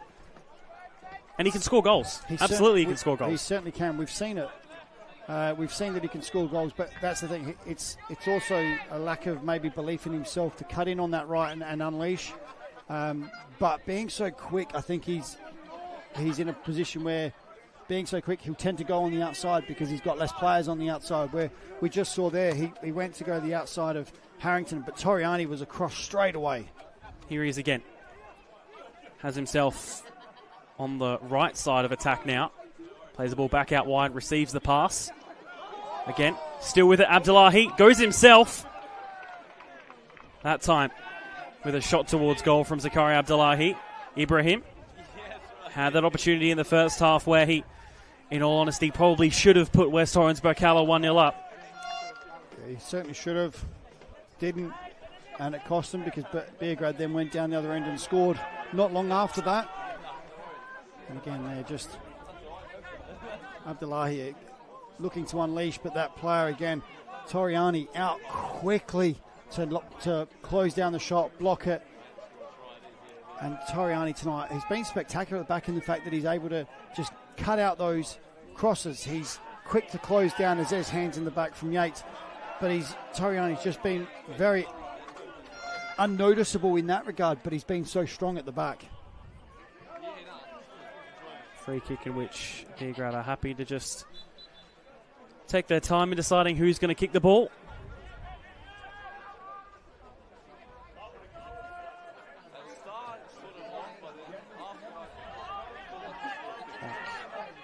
Centre Fanti.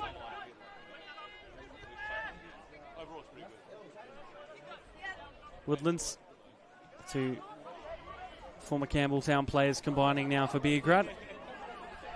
Touchdown by Atkinson.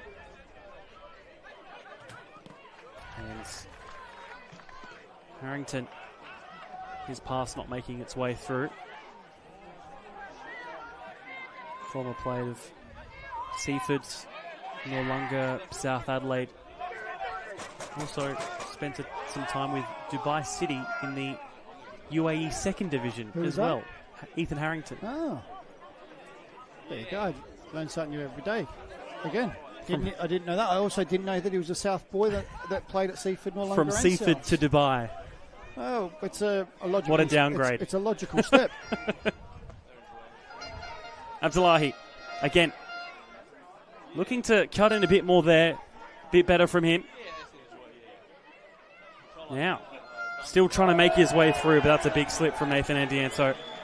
Was trying to create something of his own there. Yeah, much better from Abdullahi there. We're not going to be kind with him playing a replay too. No, unfortunately, again, slipping at the wrong time for Nathan Andianto to get a shot away.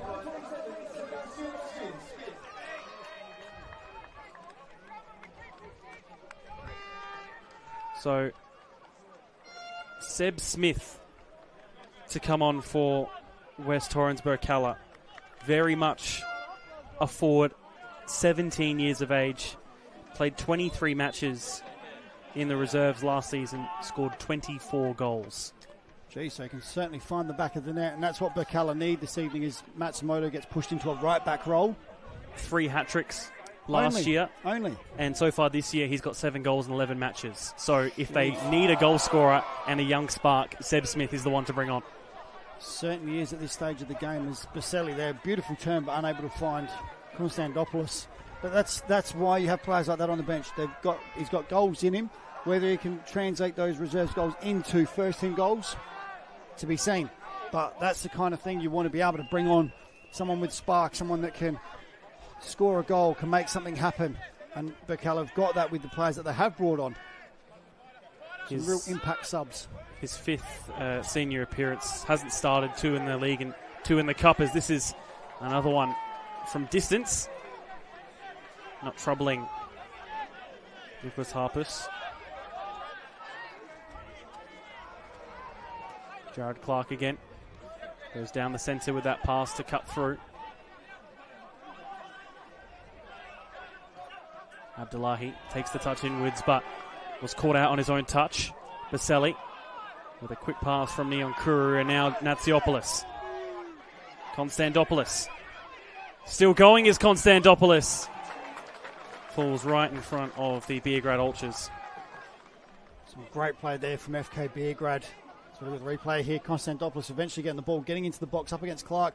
Both of them had a bit of a slip, and then Konstantopoulos crowded out of it by Kane and Matsumoto in the end, but forcing the corner. As things might start to open up, 15 minutes to go. I expect Birkalla now start to push a few more players forward, which will leave a few more holes at the back. But we know Birkalla scored a lot of goals in the last 15 minutes. It's their most successful period in the league this season. But they have some defensive work to do here. That header comes back in the middle. First time hidden. It's lovely.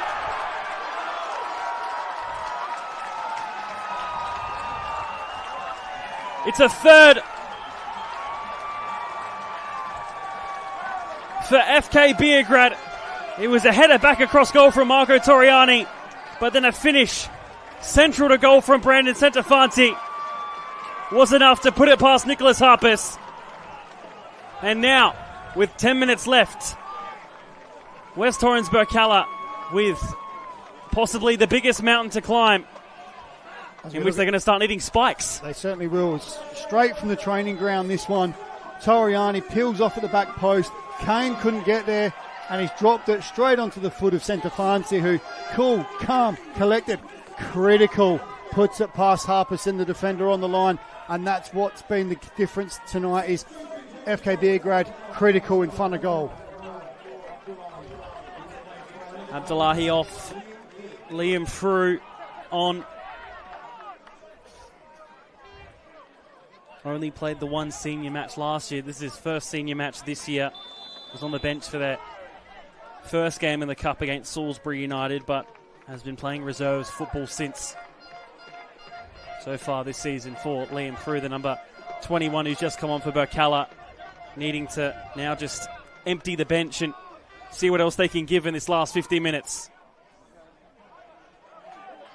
It's we know them as a late team, but it's still going to be difficult now for them. Oh, it certainly is going to be difficult now, that's for sure. Yes, we know them as a late show. Yes, they score a lot of goals in the last 15, but when you're 3-0 down, it's a tall order. In a big game. In a big game. You know what? They've just got to worry about getting the next one. They can't let FK Beograd get another goal, but they've got to get the next one. They needed the first one. That was it crucial. Didn't come. That touch away. Still bouncing about in the box. Still bouncing. Trying to find any sort of touch towards goal. Clarkson Thomas now on the ball. Has Matsumoto outside of him. Gets it back. Does Matsumoto. Now Seb Smith. Finds it in the middle. And then towards goal. It's a crucial block off the line. Off the head, I think. To keep a clean sheet for now. And again, it comes down to your luck. Your criticalness in front of goal.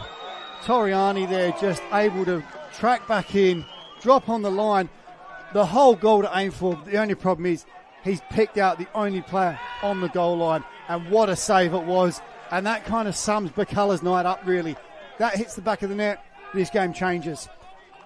But Toriani there, as I said, he's just gone unnoticed, done his job, been brilliant tonight. And then to pull off that save there, I tell you what, if we had save of the week this week, he'd certainly be in for a shout.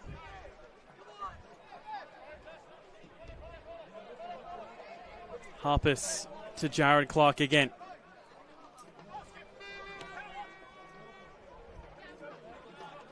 Smith. His pass too high.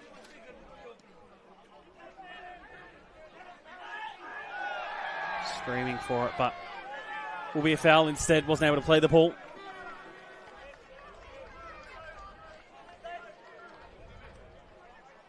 See Atkinson there, just pushed.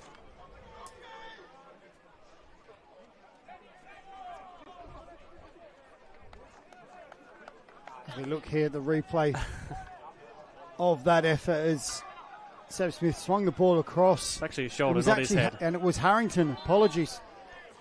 Harrington in the way there, and but what a ball. It was great play from Smith. Got in behind, got down the line, beautiful ball in, picked out the player. Only for Harrington to stand tall and keep that clean sheet. True defender style there. Wants a clean sheet just like his goalkeeper.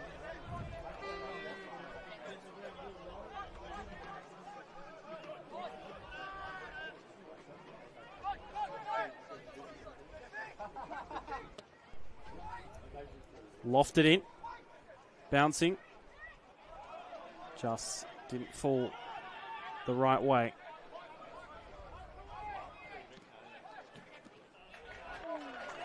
This is the other thing I've noticed, Seb, with the way FK Beograd have defended. Every time Birkalla get that ball, especially anywhere near the box, there's a player running at them. There's three defenders in behind, backing them up.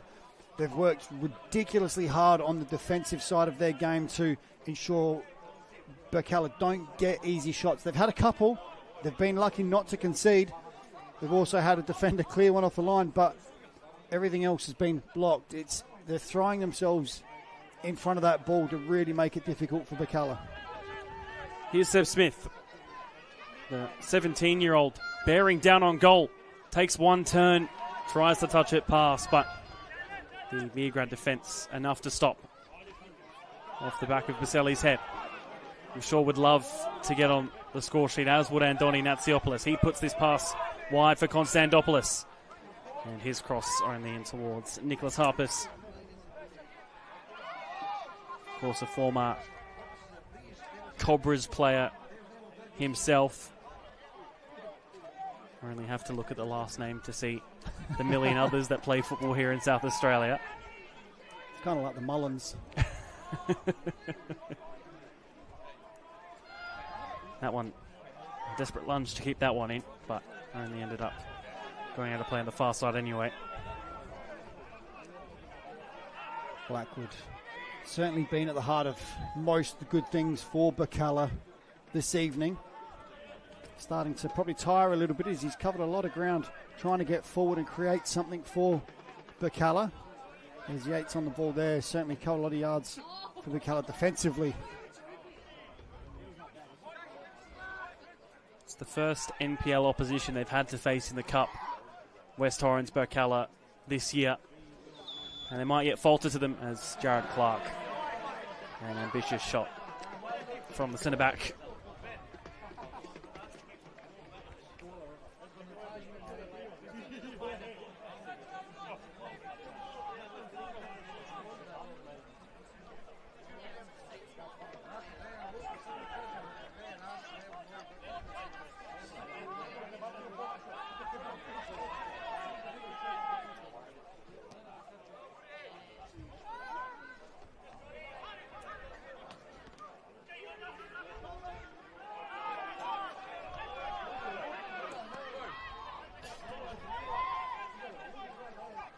Trying just to make something, get something late on.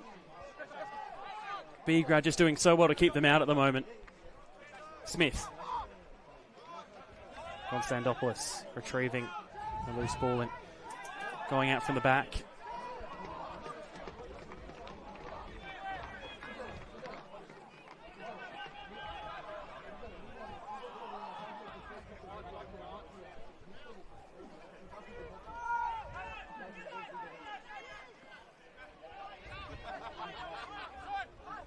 Clark.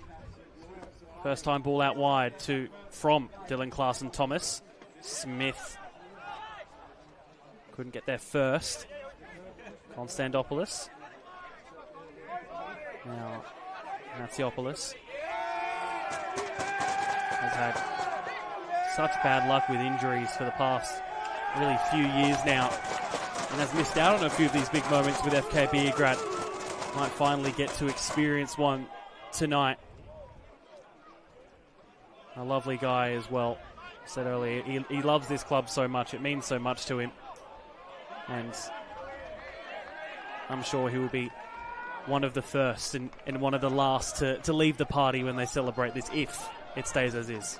He certainly will be. He wears his heart on his sleeve when it comes to FK Beograd. He wears his captain's armband with a lot of pride for this club.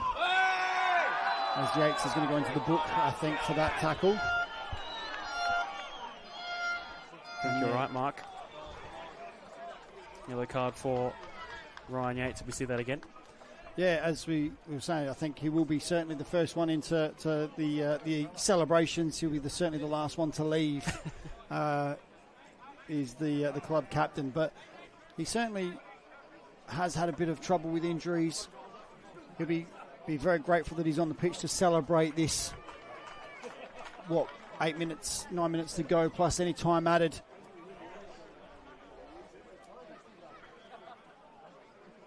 And I suppose, again, we are talking in prospect of the possible and likely result with the way things are going right now for West Torrens Birkalla. Perhaps the saving grace being that they are having such a good league campaign this year and still have the chance for national representation in the Australian Championship, if that is to be the way too. Yeah, well, that's the thing. Birkalla, sitting, I think, top of the table at the moment. They've 3 points clear from memory. They've had should do my research. I should know. I've watched them enough times. They've had an outstanding season. They play the right way. They try and play football. Yes, they've gotten lucky in some games, but you ride your luck. You have to have that luck, and you make your own luck when you're at the top of the table. I mean, look at FK. Point being tonight. Exactly right. FK Beograd certainly rode their luck tonight at times, but they've still got that chance at the national stage. If they stay in that position, top of the table, they get that national stage at the end of the season. Yellow card for Andoni. We'll start to see, I think, every challenge that's half suspect will now go into the book. Getting into the 85th minute of this game. Just a bit eager on that one there, Andoni.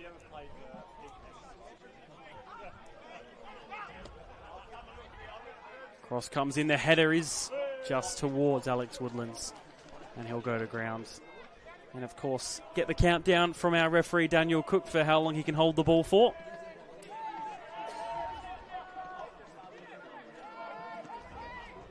Kept within time constraints. I think we've only really seen it, at least in the NPL, called up once. I think so. I think it was Luke Ospai against Metro Stars was called up on it, and that's the only instance, at least, I've seen so far this season. Yep. And as expected, Seb, Lorenzo Bissell, I was thinking this a bit earlier, he made a run when Konstantopoulos put that cross in, and you could see he was starting to labour a little bit. He's covered a lot of ground this evening, and he makes way to an applause for such a good game, and it allows Peter Palacios now to get his few minutes in this semi-final. The 16th appearance of the season for him, yet to start a match after joining from Adelaide Comets last year. Peter Palacios, the 18-year-old, the number 24, who's just come on for FK Beograd. Here he is with his first touch of the football. Konstantopoulos, of course, has been without brother Kristen. He's been out with injury for most of this season. They are a team that has been ravaged by injuries at times. So far this year already, FK Beograd. That's a nice overlapping run. Ball comes in. Natsiopoulos trying to win the header. Instead it's at the back post with Atkinson. Comes off. It was Christophilos last for a corner. Yeah, some great play down that side there. And Orchard just hanging it up for Natsiopoulos to get up, but he couldn't quite get high enough. But he did win the flick, and Atkinson in the end getting a shot away, but the Birkalla defenders there just quick to get into it. And I don't know if you picked it up, Seb, but when that ball went down the line to Orchard, Matsumoto 2v1, he looked up and saw Orchard going, and he was like, yeah, I'm not catching him. As Orchard just went past him for that, in the end, uncontested cross. Happy to keep it in the corner, still with 4 minutes to go. I'm sure they won't mind a fourth if they can get one. But that won't help their case.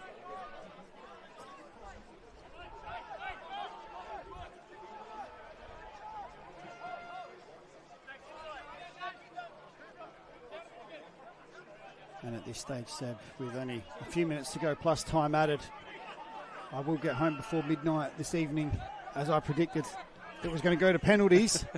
If anyone listens to the One Game at a Time podcast, I did pick that it was going to go to penalties. Unfortunately, I got it wrong big time, thankfully, at this stage, and I won't be getting home at midnight after penalties. Jared Clark on the wing, putting in a cross, and that will go out for a corner. Again, Toriani.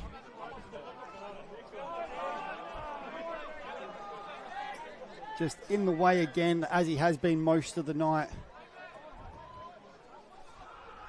Been outstanding at the back. To be fair, a lot of the FK Beograd have defended very well this evening.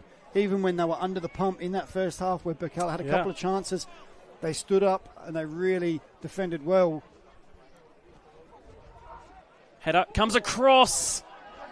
Any sort of touch you think in the right direction would have been in. And it was almost commentators' curse there as they let that ball go through. No defender getting a touch. And in the end, Birkalla couldn't get that touch either, so but almost a commentator's curse.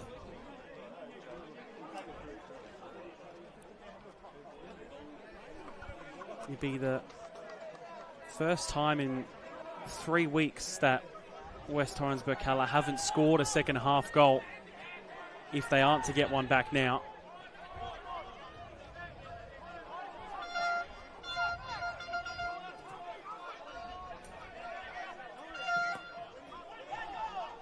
So much for this club if they're able to make it to the national round. Came so close last year, we've already said it multiple times, to their worst enemy in the worst possible circumstance as well. Way. And I feel Falco, who was the unfortunate one back to Woodlands last season, to be adjudged handball and give away that penalty. He put in a shift tonight. He came off earlier in the evening, but he certainly put in a shift tonight to do everything he could to make up for that game or that decision in the end. And at this stage, with us only with time added remaining, really,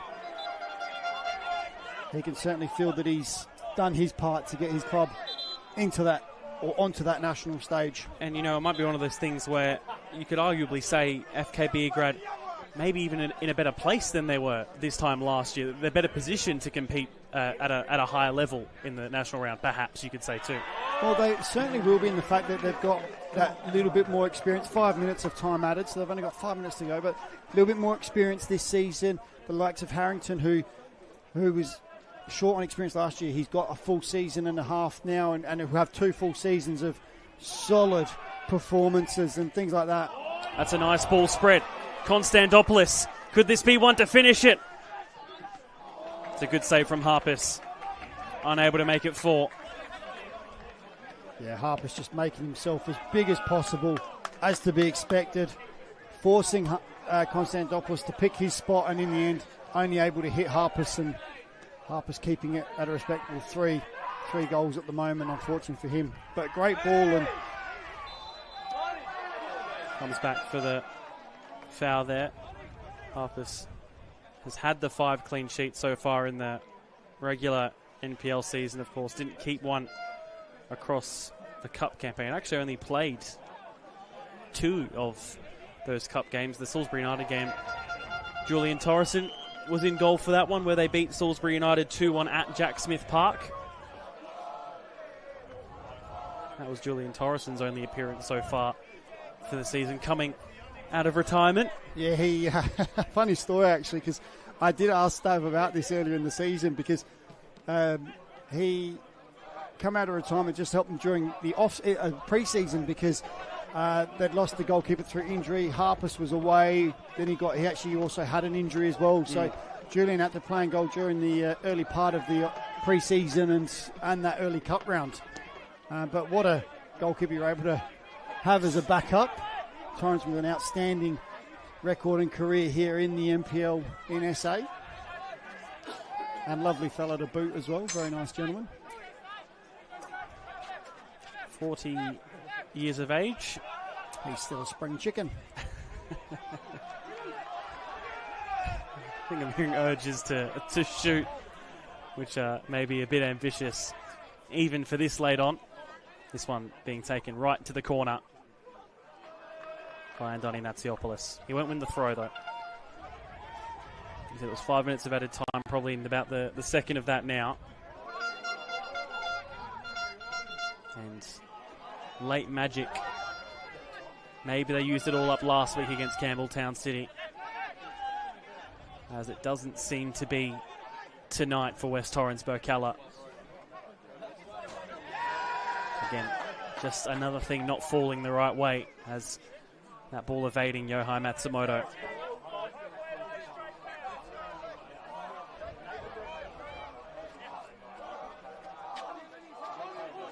FK Beograd really just shutting down the late show effect, to be honest, this evening. Like I said earlier, the defence worked ridiculously hard to cut down any shots, to really close them down. If they looked like they were going to shoot, they were closing them down as quickly as they can and really crowding out. If there was a player with the ball in the box, it was 3 defenders to it. It was just a lot of hard work from FK Beograd defensively, and that's really had an effect on FK Beograd's attacking prowess in the last 15 minutes, through the whole night, to be fair. Offside flag goes up against Dylan Clarkson-Thomas. And just marshalled very well by Toriani and Cooper Nunn, who again, very much an unsung hero in this FK Beograd lineup. I'm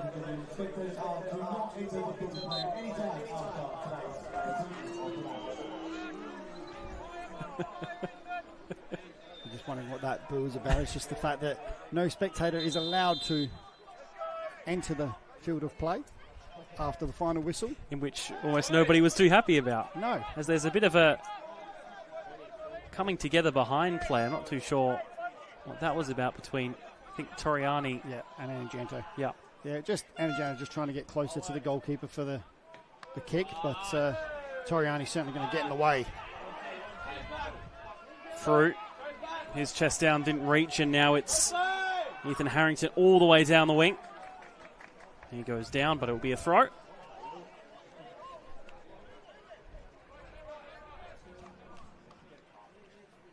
The Beograd bench already going through handshakes.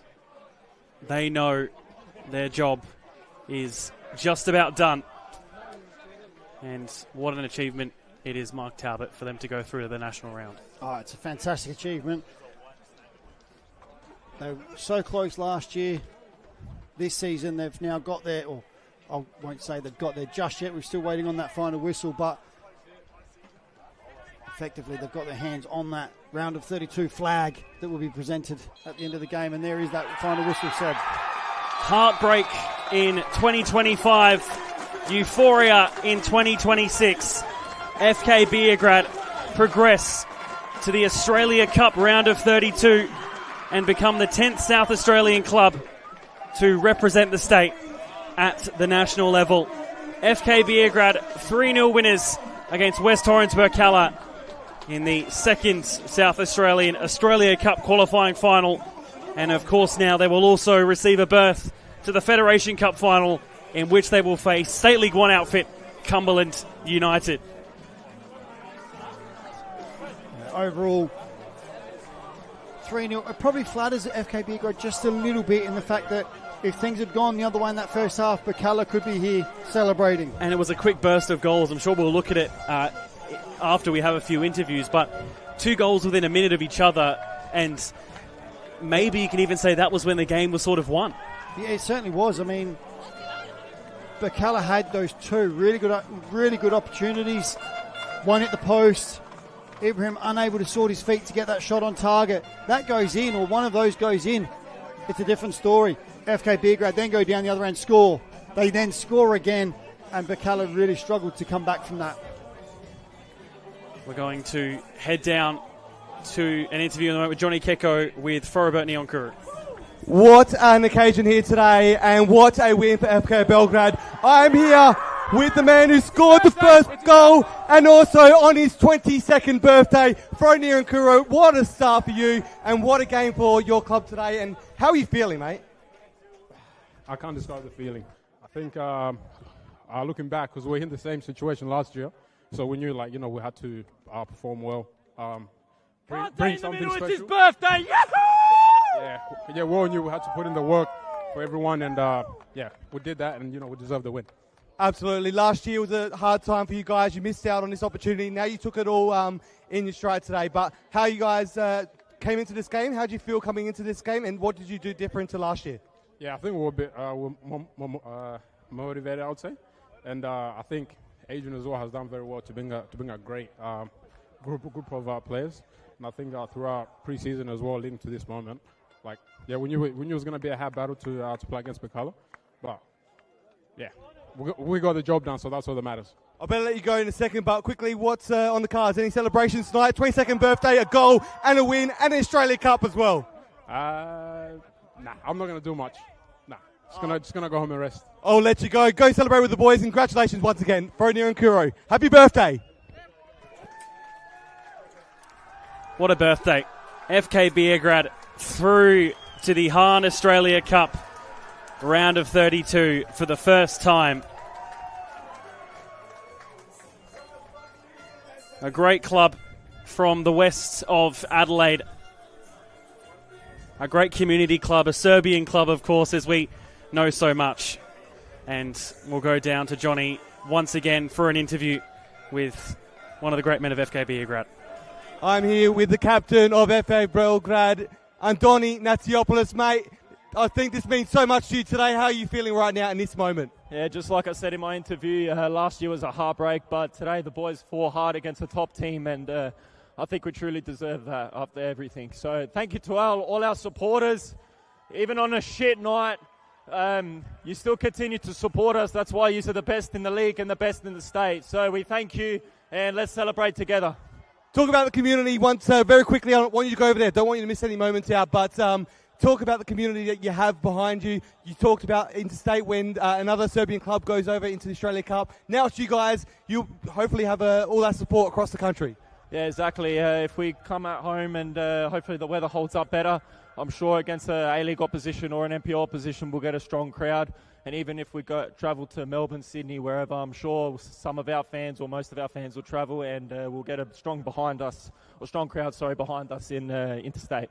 And lastly, how proud of you are of this team and these boys behind you to back you for this big win now, your cup final and also the Australia Cup. Just superb. I can't describe it. I'm so overwhelmed at the moment. But yeah, the boys are just absolutely fantastic, and I couldn't have asked to do this with a better playing group. So yeah, it's fantastic. I'll let you go. Go celebrate with the Ultras. And once again, Andoni Natsiopoulos, what a massive win. You heard from the captain of FK Beograd, Andoni Natsiopoulos. Big fan of the weather, as we'll go down again with Johnny for an interview with the head coach of FK Beograd, Adrian Deloya. One last chat with the head coach of FK Belgrade. Adrian, how are you feeling? How proud are you of this team to be able to pull off such a great win against West Torrens Birkalla? Yeah, ecstatic. I mean, the boys dug deep today. I think we started off strong against a big breeze. We didn't concede when they had a couple of chances, and then I always say to the boys, we have so much quality in the front third, and we took our chances and couldn't be prouder. They're such a good bunch of boys. And the week leading up to this game, obviously you did it last year. We mentioned it a couple of times with the other boys, but what did you take out of that game last year to try and motivate the boys going into tonight's big match? Honestly, I didn't mention it once. I think the boys know deep down. I know they're semi-professional, but they treat it like they're professionals, and they knew deep down that last year hurt us. It was probably one of the worst feelings I've had in football, especially losing it to our rivals. But we knew that today was the day. And, you're playing a very, very good opposition, top of the table for a reason. And, to beat them 3-0 is a big credit to the boys. Well, coming up next is Cumberland United in the Cup final right here at Service FM Stadium next month, and also the Australia Cup. So how excited are you to have these two opportunities to not only win a cup, but also to take on some opposition from interstate? Yeah, look, first and foremost, I said to the boys and the club when I first got interviewed, I want to lift the trophy. That's number one. And number two was to put the club on the national stage. And I keep using the examples. If we had an A-League team at home, we'd get 3,000 or 4,000 with our eyes closed. So, but first of all, obviously, is the cup, and I want to lift the trophy. And Cumberland won't be an easy game, so we know we're up for a battle, and hopefully they can step up. We'll let you go once again. Congratulations, Adrian. Thank you. Thanks. Thanks for that, Johnny.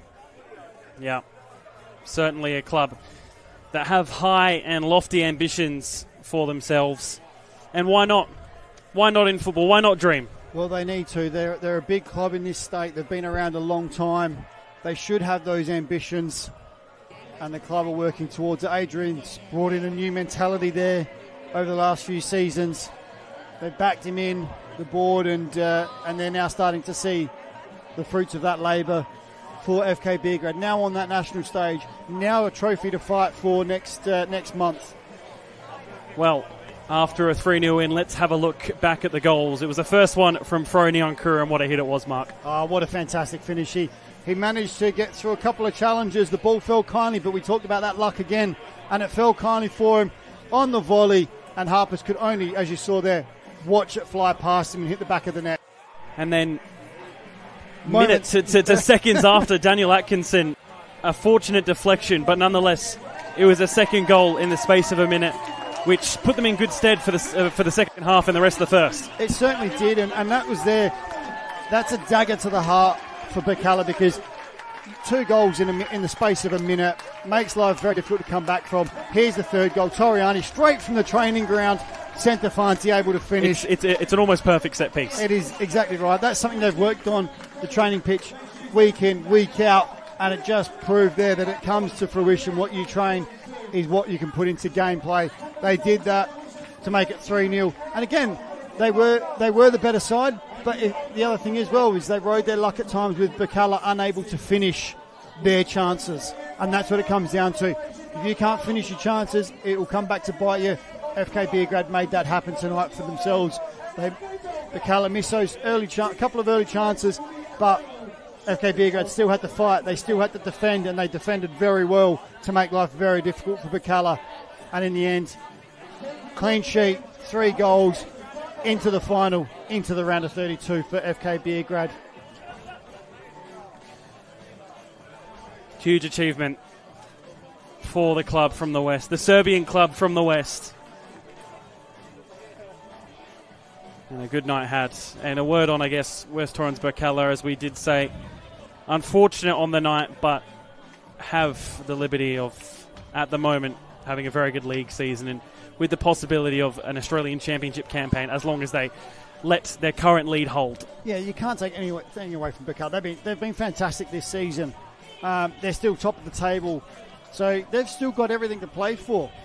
They've lost this one game, unfortunately for them. Means they're not in the Australia Cup anymore, but they're top of the table, 3 points clear, over halfway through the season. They've still got everything to play for. They've got, and again, as you said, they finished top of this table.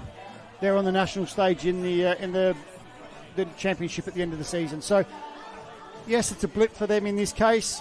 And I tell you what, Stav will have them ready to go again. And they're playing against FK Beograd this weekend. They'll be out, and in that, it'll motivate them this weekend to try and get that win, so that way they keep that lead at the top and get that closer to the national stage in that competition. Can see what it means. A big win for FK Beograd. 3-0 on the night. 3 very good goals in their own right. And that puts them through to the national round and the South Australian Federation Cup final on the 11th of July, the same afternoon as the WMPL and WSL Cup final. That one to be contested between West Adelaide and West Torrens Birkalla in the WNPL, that one before, and then the Men's Cup final after on Saturday, the 11th of July here at Service FM Stadium. I've been Seb O'Neill. It's been lovely to have your company this Wednesday night for Cup football. We'll see you again on the 11th. I've been Seb O'Neill, Mark Talbot. It's been lovely to have you alongside me once again. Thank you for having me. Full-time score here at Service FM Stadium. It's FK Beograd 3, West Torrens Birkalla 0. FK Beograd through to the national rounds and in to the South Australian Cup final. Thanks for joining us.